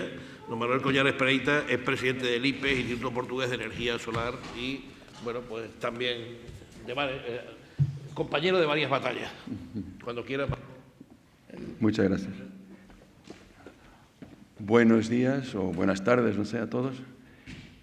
Quiero empezar por agradecer a don Fernando López, nuestro director de la agencia, la invitación que me hace para estar aquí hablando con ustedes. Hablo castellano, pero no escribo castellano. Es una limitación, perdón. Entonces, lo tendrán en inglés y yo hablaré en castellano, en mi castellano. Pensé que sería interesante darles en esta pequeña intervención una idea de lo que se está pasando al otro lado de la frontera, justo a una hora de aquí. Más que entrar en el tema de la política, entraré en él con mucho gusto en la discusión después, pero decirles que también el futuro pasa por la enseñanza y pasa por la investigación, y es muy importante tener condiciones apropiadas, buenas, para hacerlo bien. En la Universidad de Évora, justo al lado, y no hace falta que comente el sol disponible en esta región, es la misma que la vuestra. Tenemos una licencia de ingeniería, la primera en Portugal, en energías renovables, un máster en energía solar y un programa de doctorado que combina estas dos, mecatrónica y energía. Justo en el 2010 empezó la actividad de la cátedra, de que soy titular, la Cátedra de Energías Renovables, que además está financiada por un banco que ahora tiene todos los problemas del mundo, es el Banco Espíritu Santo. Es decir, que yo no sé qué va a pasar a la financiación de mi cátedra, pero ese es otro tema. Esta cátedra se dedica entonces a la investigación. ¿Y qué investigación? Pues la óptica avanzada para la energía solar de concentración. Tenemos la idea de que el futuro va a pasar de la energía solar. Las nuevas soluciones, las nuevas aplicaciones van a pasar por la concentración. Claro, la electricidad solar termoeléctrica, las aplicaciones de la energía solar a otras aplicaciones térmicas, el calor de proceso, la desalinización, el enfriamiento o la climatización. Es decir, que hay más en ese tema de la energía que el tema de la electricidad. Pero muchas veces se olvida esto. Y claro, nos interesa también mucho el fotovoltaico, sea de concentración o no. El fotovoltaico también mirado desde el punto de vista de la interfaz con la red. Y en el punto de vista de la integración en edificios o en otro tipo de redes. El tema del almacenamiento de la energía, almacenamiento de energía térmica, electroquímica, otros. En el futuro, otros temas como los combustibles solares y otras aplicaciones de mucho más alta temperatura, y a dónde vamos también a llegar dentro de algún tiempo. Mientras tanto, nos preocupó en estos últimos 3 o 4 años establecer redes internas en el país, en Portugal, con LENEG, el Laboratorio Nacional de Ingeniería y Geología. Somos hoy día una infraestructura de investigación, somos la infraestructura de investigación en el área de la energía, se llama INIESC, pero también establecer o participar en redes europeas, las principales en estos temas, y proyectos del último programa, el marco, el 7º. En particular, BVCROPS, en este hay una colaboración muy fuerte con universidades e empresas españolas, en general también aquí, en estas redes, Y yo creo que ese tema es muy importante. Además, eso me permite también introducir acá otro tema, que es la colaboración regional entre esta región, nuestra, del otro lado de la frontera, y la vuestra de este lado, en particular Extremadura, Andalucía, etc. Como sabéis, la financiación de la investigación hoy día pasa por el programa Horizonte 2020 y nosotros tenemos varias propuestas que están en evaluación. Pero lo importante es que ya tenemos alrededor de nosotros un gran número de empresas e instituciones de investigación y me alegra mucho poder deciros que muchas de ellas son españolas y que tenéis, efectivamente, fruto de la política energética anterior o eso, o lo que era esa cosa. Yo no sé si era realmente una política, pero era diferente de lo que es hoy. Fruto de eso, en los últimos 20 años España ha progresado mucho y nosotros tenemos muchas colaboraciones con instituciones vuestras. Algunos ejemplos de lo que se está, de cuáles son las preocupaciones para la investigación. Claro, reducción de costo en la producción de energía eléctrica, evidentemente, pero eso se hace de muchas formas. Por ejemplo, la tecnología de concentradores parabólicos, que la vemos muy desarrollada, muy madura, pero puede evolucionar mucho. Por ejemplo, ir a concentradores de dimensiones más grandes. ¿Eso para qué? Para reducir las tuberías, para reducir pérdidas térmicas, pérdidas de presión, cantidades de volúmenes de termofluido, todo eso, para reducción de costo. Pensar en concentradores parabólicos que tengan receptores fijos. Son posibilidades muy interesantes. La tecnología de Fresnel linear, que todavía no ha conocido un desarrollo igual que otras tecnologías solares y que, en mi opinión, merece un esfuerzo grande en el futuro. Llevar la temperatura de operación a valores mucho más altos, por encima de 560 grados, con eso lograr, evidentemente, una conversión termodinámica de eficiencia mucho más alta. Utilizar como fluidos las sales fundidas, por ejemplo, fluidos de transferencia de calor, que al mismo tiempo permiten hacer almacenamiento de energía. Y muchos otros temas, pero nosotros estamos pensando en trabajar en estos para empezar. Para daros una idea más concreta, tenemos un campus experimental justo al lado de Évora, a unos 10 kilómetros, y que tiene dos parques distintos. Uno ha sido una inversión de Siemens, pero como sabéis, Siemens ha salido del tema de las renovables. Nosotros heredamos esto y estamos desarrollando eso. Aquí tenéis tanques a donde estarán almacenadas las sales fundidas, un tanque caliente, otro frío. La conversión termodinámica del calor de las sales a vapor, 540 grados Celsius y 100 bar. Y aquí hay que imaginar la instalación de un campo de parabólicos de la última generación, estos de Flaveg, alemanes, que son más grandes que los convencionales, pero también la tecnología Fresnel que queremos desarrollar nosotros aquí al lado, circulando directamente a las sales fundidas en estos campos de colectores y llegando hasta la producción de vapor. Aquí se van realmente a hacer investigación sobre una serie de temas que permitirán, esperamos nosotros, hacer que esta posibilidad de utilizar sales fundidas en estos campos directamente sea una realidad en el futuro. Tenemos aquí una colaboración fuerte con una serie de empresas alemanas y en este caso del Fresnel con empresas francesas también y también de África del Sur. Una tecnología como ejemplo, la tecnología Fresnel puede tener configuraciones bien distintas con una posibilidad de tener primarios muy anchos, de reducir tremendamente las tuberías, las pérdidas asociadas y llegar a rendimientos de conversión con el Fresnel similares a los que tienen los campos de parabólicos hoy. Es decir, hay un salto tecnológico a hacer en estas tecnologías y que nos van a llevar mucho más lejos y esperamos nosotros con costos cada vez más bajos.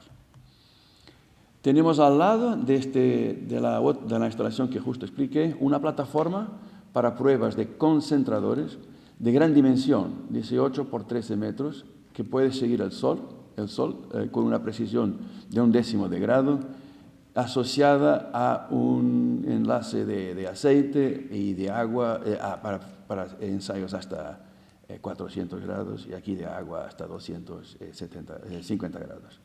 Esto está en construcción y al principio del año, tal como la otra, y durante 2015 estará listo para funcionar. El tema fotovoltaica nos interesa y nos interesa sobre todo esta interfaz con los edificios, como decíamos nosotros. Estamos probando nuevas baterías, estas baterías de flujo, de vanadium redox, una batería con 60 kilovatios hora de capacidad de almacenamiento, es una empresa irlandesa-inglesa. Acá es una colaboración de una empresa española que produce inversores, la Ingeteam. Estamos haciendo realmente una prueba de todo este sistema con distintas estrategias de funcionamiento y un estudio aprofundado de este tipo de baterías. Igual con baterías de iones de litio, aquí también una empresa española, Segasa, el suministrador de las baterías, y todos estos dos sistemas hacen parte de ese programa PV Crops, que indiqué en el principio, y el jefe de este proyecto es la Universidad Politécnica de Madrid, y esto es un reflejo de la experiencia que tenéis hoy en España en la ingeniería de sistemas fotovoltaicos. Y nosotros estamos intentando, con una colaboración de muchas empresas europeas y instituciones como la nuestra de investigación, llevar todo esto a un nivel más alto y mantener ese liderazgo a nivel europeo y a nivel mundial. Bueno, creamos este Instituto Portugués de Energía Solar y es un instituto que se preocupa con la investigación y la demostración, involucrando una serie grande de empresas portuguesas y extranjeras, europeas, agencias de energía, instituciones de investigación, instituciones financieras, también una empresa de seguros, intentando realmente que el tema de las energías renovables avance no solamente porque tenemos una política, una política favorable al desarrollo de las renovables, pero la investigación y el desarrollo necesitan también un empuje y este conjunto de entidades y otras que se van a asociar están muy preocupadas con eso. Una actividad del instituto es esa cosa muy interesante y espero que también sea interesante para vosotros, porque podríamos añadir instituciones y colaboraciones del otro lado de la frontera, es la medida de radiación solar directa en todo el sur de Portugal. Porque hoy se utilizan modelos para tener datos, pero medirlo directamente y medirlo de una forma competente que permita después hacer extrapolaciones y correlaciones con los modelos actuales es algo realmente muy importante y creo que seguramente será interesante para ustedes. En conclusión, ahí tenemos una nueva iniciativa fuerte para la enseñanza y para la investigación en este tema de renovables. Es algo que está evolucionando.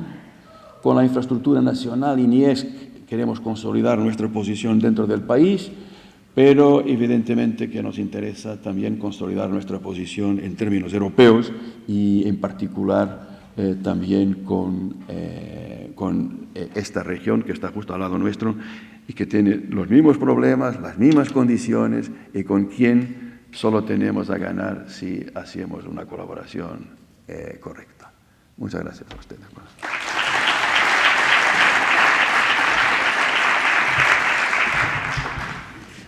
Bueno, pues gracias, Manel, por tu intervención. Comenzamos un poco el turno de preguntas ahora, entre ponentes y público. Yo, en principio, pediría si hay alguna pregunta cruzada entre ponentes.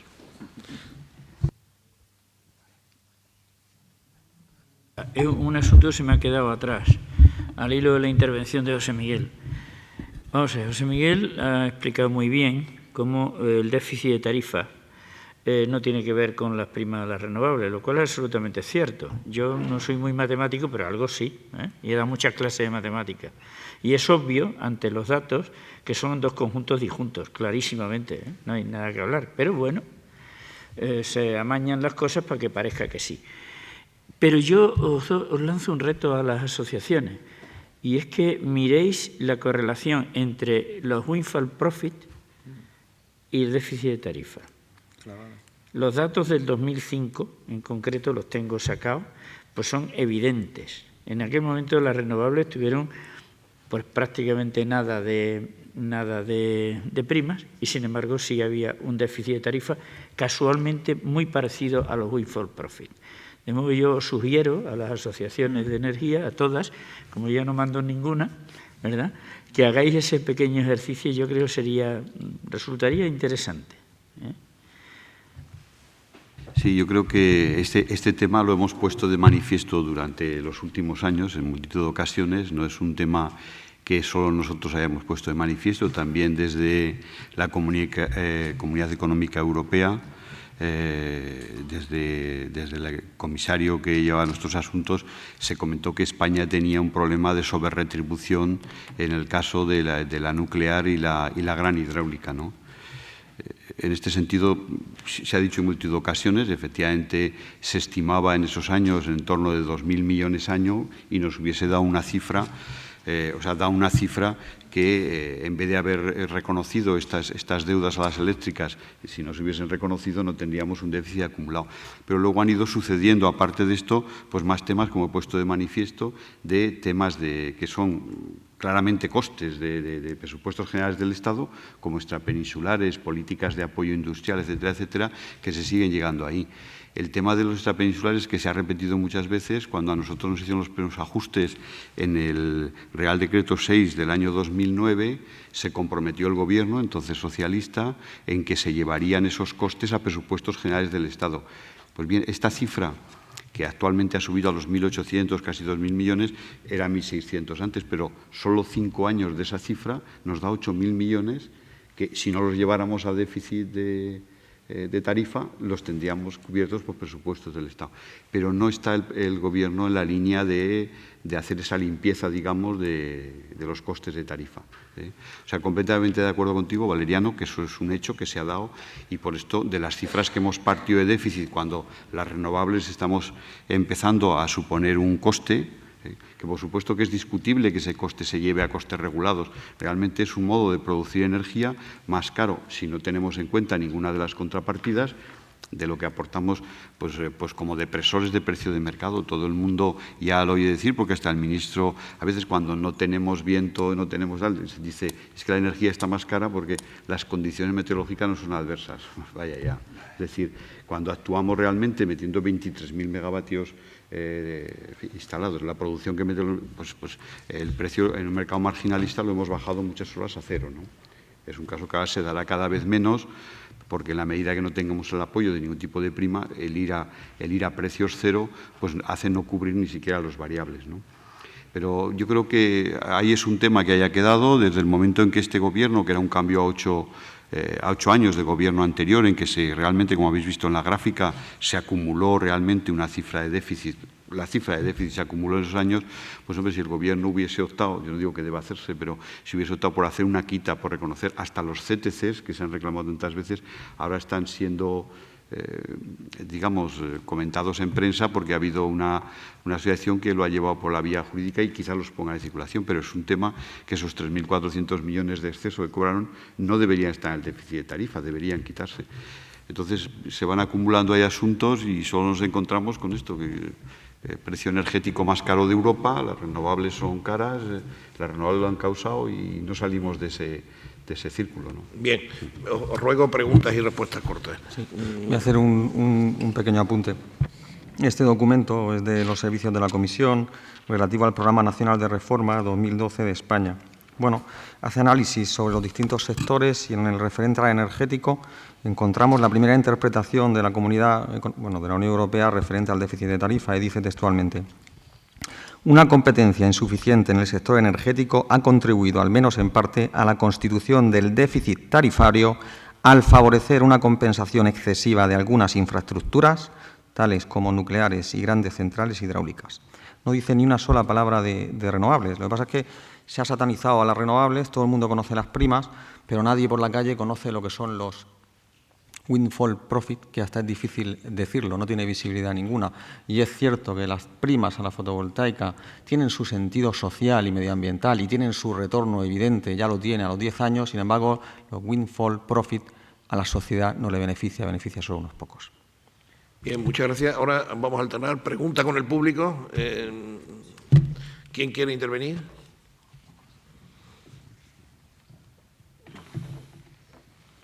Mientras alguien se lo piensa, en el tema este de la sobreretribución, también se lo hemos planteado en directo al secretario de Estado, ¿no? Y la contestación, en fin, parte de que pueda reconocerlo o no, pero que lo reconoce, que hubo esa tal vez dice, somos el primer gobierno que ha puesto un impuesto a las nucleares y a las grandes hidráulicas precisamente con el fin de corregir esto. Y les informo, el impuesto a las grandes hidráulicas es de un 22% sobre la facturación, que es mucho, todavía no se ha empezado a cobrar, aunque hace 2 años que salió, y en el caso de la nuclear, pues era un impuesto de en torno de 9-10 euros por el cobro de los residuos y demás. Pero esto es de reciente implantación, esto no compensa lo anterior, pero el Gobierno contesta eso, que sí que ha percibido el tema y que sí que ha sacado esta imposición.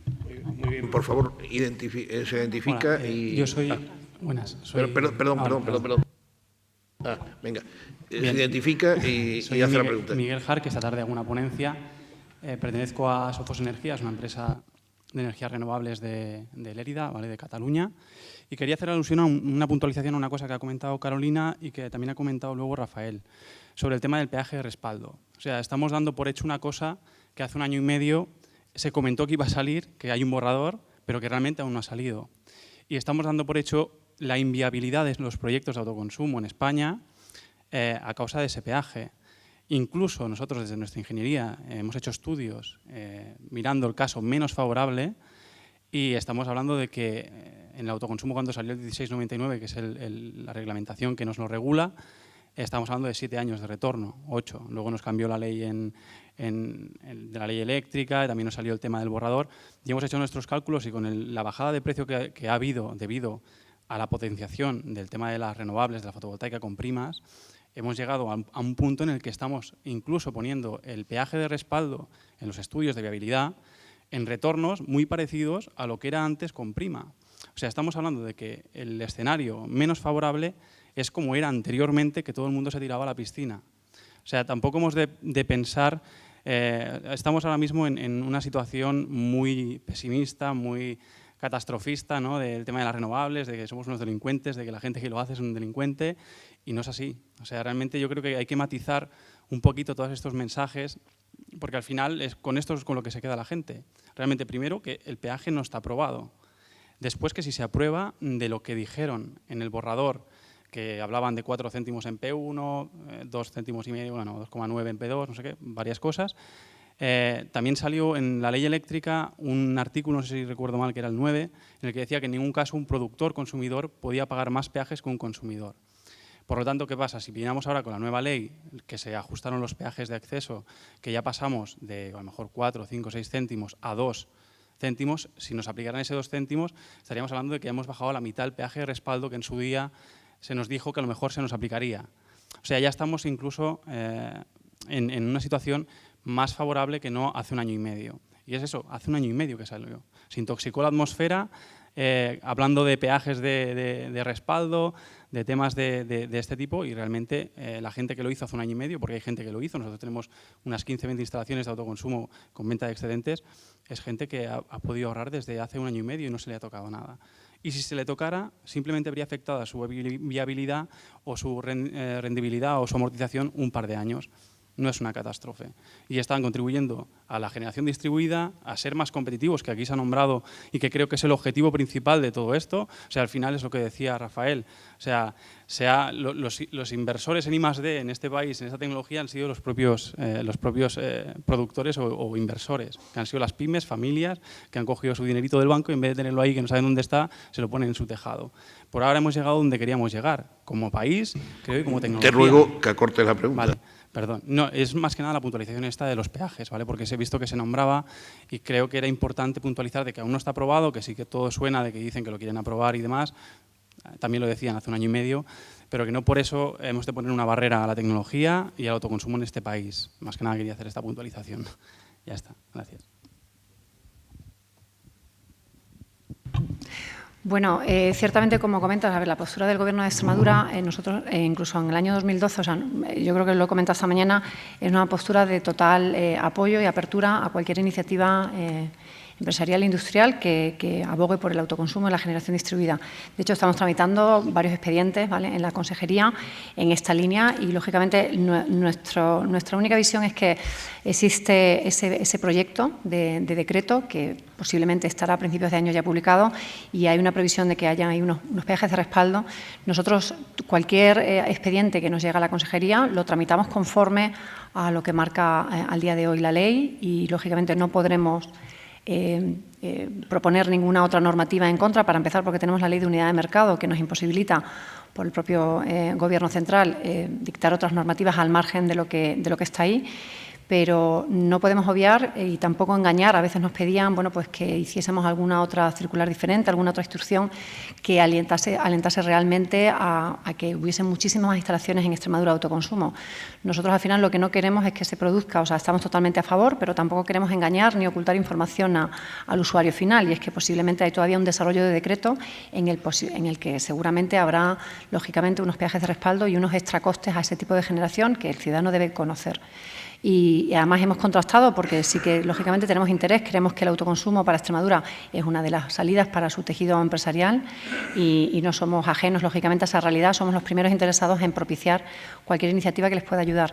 Pero sí que es verdad, hemos tenido un poco también la prudencia de reunirnos con asociaciones muy significativas del tema fotovoltaico a nivel nacional y hemos contrastado esta problemática con ellos y, al final, un poco la conclusión final es que debemos de ser cautos y cuanto menos esperar a ver qué sale de este nuevo decreto y ya sabremos las nuevas reglas del juego. Pero en ningún caso estamos diciendo autoconsumo no, porque no sale rentable. Simplemente estamos intentando que la nueva regulación sea, digamos, más flexible y más interesante desde el punto de vista de la viabilidad final del proyecto. Parece ser que saldrá efectivamente antes de finales de marzo, el último que se ha oído. La cercanía de elecciones nos hacen ser un poco más optimistas porque sería muy impopular penalizar fuertemente el autoconsumo, aunque hay otro obstáculo que es la inseguridad jurídica, es decir, todo lo que suena a fotovoltaica ya despierta cierto recelo y una inversión, aunque sea para autoconsumo, tiene un montante que quizá uno tenga que financiar y la inseguridad jurídica está ahí y tampoco juega a favor. ¿Querías hacer una pregunta tú? No, simplemente matizando el comentario de la intervención de Valeriano. Valeriano, hablando del tema que comentabas de la central nuclear de Almaraz, aunque muy rápidamente, solamente trasladarte. Bueno, el debate de nucleares y nucleares no, creo que no es el objeto de la reunión de hoy. Yo creo que eso nos daría para hablar una semana entera.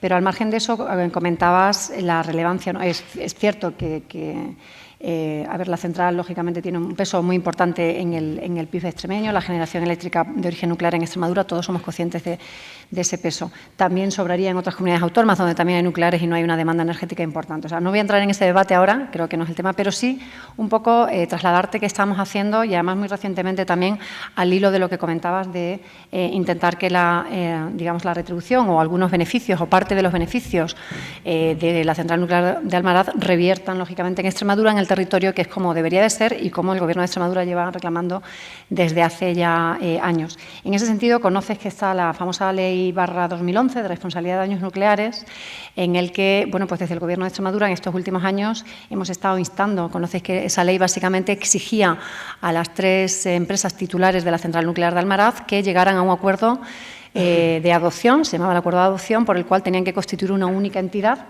que se hiciera responsable pues que fuera titular a modo único de esa empresa de la central nuclear de Almaraz. Al final, desde el Gobierno de Extremadura hemos mandado requerimientos numerosos al Ministerio para que se llegase al cumplimiento de este requisito establecido por una ley nacional, pero las 3 entidades titulares de la central nuclear de Almaraz no llegaban a ese acuerdo de adopción. Se les han impuesto 20 millones de euros de multa a instancias también del Gobierno de Extremadura porque queríamos que la ley, lógicamente, se cumpliera. Y finalmente, como no se ha llegado a un acuerdo con las eléctricas, porque parece ser que el Ministerio pues, le ha resultado imposible llegar a ese acuerdo, recientemente digo, hace mes y medio, han legislado un Real Decreto, el Real Decreto 13/2014, de titularidad que habla del sector gasista, pero mete la titularidad de las centrales nucleares. Y en esta nueva versión del Real Decreto, donde lógicamente los gobiernos autonómicos no tenemos ni siquiera potestad de alegar nada, porque es un Real Decreto Ley que directamente maneja y gestiona el Ministerio de Industria, pues ahí básicamente han dicho que la entidad que a día de hoy esté explotando la central nuclear de Almaraz se entiende que es la titular de la misma, con lo cual la agrupación de interés económico Almaraz Trillo, que existe desde el año 99 y que tiene su sede en Madrid, pues viene a ser ahora la titular de esa central y la responsable de cualquier daño nuclear que se produzca. ¿Qué quiero decir con todo esto? Pues que nosotros, lógicamente, pretendíamos que con la Ley 12 pues intentáramos de alguna manera llegar a un acuerdo con las eléctricas para que, una vez se creara esa nueva entidad única, pues lógicamente se ubicase en Extremadura, tuviera domicilio social y tributara en Extremadura. Pero con este nuevo cambio legislativo, pues lógicamente ha habido una salida ahí para tener a alguien un poco, lógicamente, responsable de cualquier incidencia nuclear, pero no solventa el tema digamos, del domicilio social y fiscal de la CNEA en Extremadura, con lo cual es un tema bueno, pues que vamos a seguir trasladando, pero al final esto queda un poquito al margen también a veces de las leyes, ¿no? Al final tiene que haber una voluntad pues, por parte de las titulares de la central nuclear de realmente tributar en el territorio, que también adelanto no es el caso habitual, la mayoría, ninguna están tributando en el territorio, creo que a excepción de la de Cofrentes en Valencia. Solamente esa puntualización. Tenemos 2 contestaciones, Valeriano y José Luis Navarro. Hablo primero Valeriano. Sí, yo muy rápidamente, y voy a salir ya de este tema, pero voy a entrar en uno que a mí me parece muy importante en general y en particular para Extremadura. El viernes me invitaron a presentar un coche eléctrico muy interesante en Madrid y claro, me hizo una pequeña presentación y bueno, al hacer la presentación pues queda en evidencia que el gran problema ambiental del sistema energético son los combustibles. Seguimos teniendo un porcentaje muy grande de combustibles fósiles y eso sí que no se producen aquí. Y entonces, si queremos actuar de verdad en la mitigación del cambio climático, una de las cosas que pueden hacer las renovables es sustituir los combustibles fósiles por combustibles, digamos, biomásicos, ¿no? Y claro, en ese sentido, Extremadura tiene un recorrido extraordinario. Y yo sé que eso que ha sido voluntad de los gobiernos de Extremadura, vamos, conocido a tu antecesor, como sabes, y a ti ya te he oído y estoy convencido que estás en la misma línea. Y yo creo que es el momento bueno, porque ahí no le afecta ninguna ley de esta, ni ningún peaje, ni nada de eso. Ahí eso se puede ir por directo. Y claro, como resulta que yo soy de por aquí, de una zona donde hay muchas encinas y llega la época en que hay que podarlas y tal, y antiguamente se hacía picón, no sé si acordáis, quieras que no, pues con el picón se sustituía un poco de estas energías, ¿no? Y claro, ahora hay otras metodologías de aprovechamiento de biomasa muy, muy interesantes, y ya que Manel ha hablado de investigación, pues yo tengo que vender un poquillo mi centro de investigación, ¿no? Y como ahí está el stand y traemos un cacharrito que va en esa dirección, pues os invito a que os enteréis de qué va el asunto y te pido que fomentes fuertemente el tema de la biomasa aquí en Extremadura. Muy bien. Valeriano, decirte que se sigue haciendo picón y que el sector del carbón vegetal en Extremadura es bastante fuerte todavía. José Navarro. Sí, gracias, Fernando. 2 comentarios muy rápidos sobre Almaraz, aunque sé que no es el tema de hoy, pero creo que interesa. Primero decir que totalmente de acuerdo con la intervención de Carolina, de la directora general, de que la última medida sobre el domicilio, sobre la responsabilidad civil en cuanto a las implicaciones que tiene en el domicilio social y fiscal de Almaraz es insuficiente. Yo creo que desde Extremadura seguiremos intentando que llegue a estar ese domicilio social y fiscal en Extremadura. Y aportar también el dato referente al comentario de Valeriano de que desde hace muchos años en Extremadura existe un impuesto que grava el impacto ambiental de la generación de determinadas tecnologías de generación de energía eléctrica, específicamente la energía nuclear y la gran hidroeléctrica. No grava ninguna renovable excepto la gran hidroeléctrica y está actualmente en 5 euros megavatio hora. De manera que todos los años Almaraz pasa por caja e ingresa 90 millones de euros. No es una cantidad como para salvar la economía extremeña, pero tampoco es una pequeña cantidad. Son 90 millones de euros al año por un impuesto autonómico. Una última pregunta por parte del público.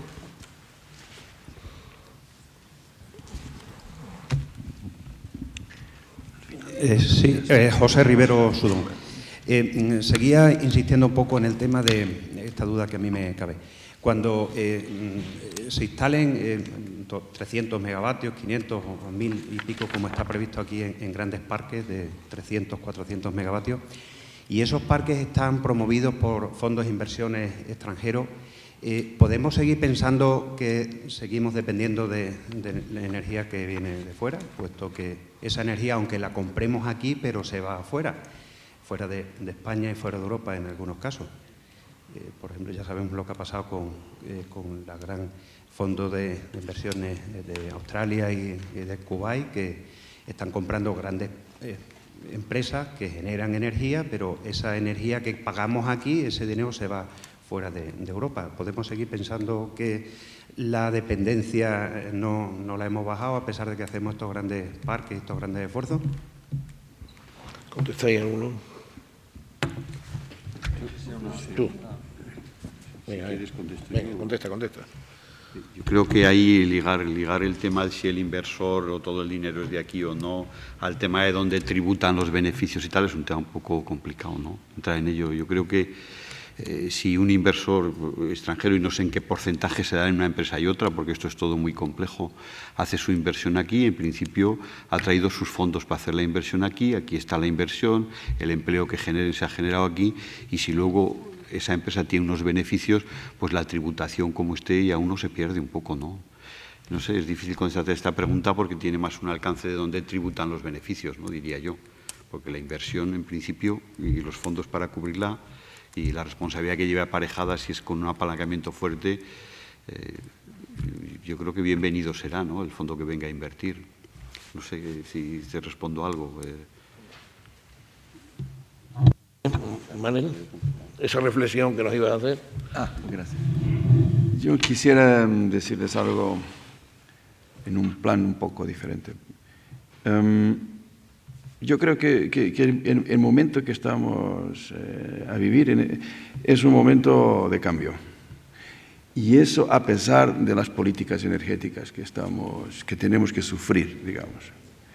Y para mí eso tiene que ver con la evolución tecnológica de los últimos años, que hoy permite que finalmente nosotros tenemos la posibilidad de no solamente ser consumidores pasivos de energía, pero consumidores y productores. Y eso cambia todo el juego.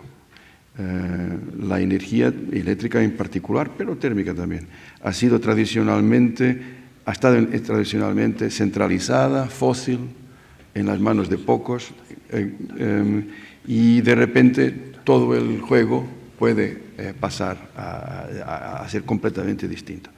Que estamos llegando a eso, la prueba son las políticas mismas, estas de vuestro gobierno de hoy, de nuestro, que manifiestamente son políticas reaccionarias, reaccionan contra esta posibilidad increíble de cambio que va a pasar, y que va a pasar a pesar de estas políticas.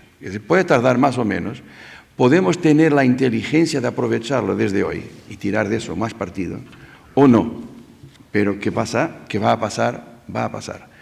Y eso se involucran acá otras cosas, se involucra la posibilidad increíble, extraordinaria que es eso de la movilidad eléctrica. Es el cambio también en el otro sector, el sector de los transportes. y que casa muy bien con eso de podermos producir la electricidad en nuestras casas y con eso cargar las baterías que van en nuestros coches, es que de repente tenemos en la mano una serie de tecnologías y de posibilidades que hace 4 o 5 años atrás no teníamos, eran un sueño y que hoy son una realidad. Y yo creo que eso quiere decir una revolución. ¿Cómo va a ser? ¿Cuánto va a tardar? ¿Cómo vamos a estar todos nosotros dentro de 4 o 5 años? 4 o 5 años, no estoy hablando de 50. Más viejo. Más viejo, sí. Pero con una espero yo, con la posibilidad en la mano de estar en este sector de la energía de una forma completamente distinta. Y eso va, y una cosa buena, muy buena, es que esto va en favor del desarrollo sostenible que no podemos más evitar, y va en favor de los cambios climáticos que no podemos más ignorar, etc. Es que está realmente, esto está todo correcto, digamos. Y solo quien no quiere ver, no ve. Yo hace muchos años que estoy, Valeria no lo sabe, en este tema de la energía y discutiendo con los políticos y también con los responsables de grandes empresas como la Electricidad de Portugal o la Galp o otras así. Y al principio yo tenía siempre la actitud, de esta gente tenía una actitud de este tipo, este señor sí tiene ideas interesantes, es un idealista. Qué cosa entretenida, sí, no sería bueno, sí y tal. Pero no me veían para nada como una amenaza. Y yo hoy día no. Yo hablo con estos señores y desde el principio de la conversación, después de los primeros buenos días, siento que estoy hablando con el enemigo, digamos. Claro, es una estupidez porque vamos a necesitar por muchos años de depender de los combustibles fósiles todavía y habría que encontrar, don Javier había dicho eso y me parece muy bien, tener la inteligencia de hacer planificación energética a largo plazo y intentar sacar a todas las tecnologías lo mejor que pueden dar y no negar esa cosa que va a pasar, como digo yo, a pesar de todo, que es la revolución que trae toda esta capacidad que vamos a tener en el futuro de producir nuestra energía. Bueno, gracias. ¿Alguna otra reflexión final de los miembros de la mesa? Bueno, pues entonces la hago yo. Un poco, para terminar, algunas conclusiones. Carolina Grau nos ha hablado de cambiar las reglas de la eólica, porque si no, con la actual eólica es imposible seguir y que el Gobierno de Extremadura apuesta por el alto consumo. José Miguel Villariz, que los ciclos combinados son tecnología de respaldo, pero no 27.000 megavatios que se han montado en España, y que el déficit de la tarifa no tiene que ver en absoluto con las renovables. Rafael Barrera nos habla de captar energía solar a precios competitivos. El 81% de los españoles habla de que o pide que se transite por energía renovable, que la fotovoltaica ya es competitiva, evidentemente, y que se genera más, esto me ha llamado la atención, 39% de energía en el sur que en el resto de España. Bien, Valeriano Ruiz, que Extremadura no es una isla energética, está sometida a los recortes del Gobierno y en un momento en que encontramos un nicho de trabajo como son las energías renovables, nos las hacen abandonar con las políticas y recortes del Gobierno. Y finalmente Manuel Collares nos habla de la investigación, la tecnología frene la concentración y el IPEX, que es un conjunto de entidades donde involucran a las empresas y a la universidad. Y a ustedes, pues terminamos la mesa.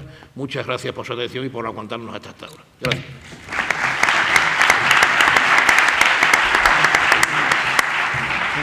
En Alemania, quería decir que en Alemania.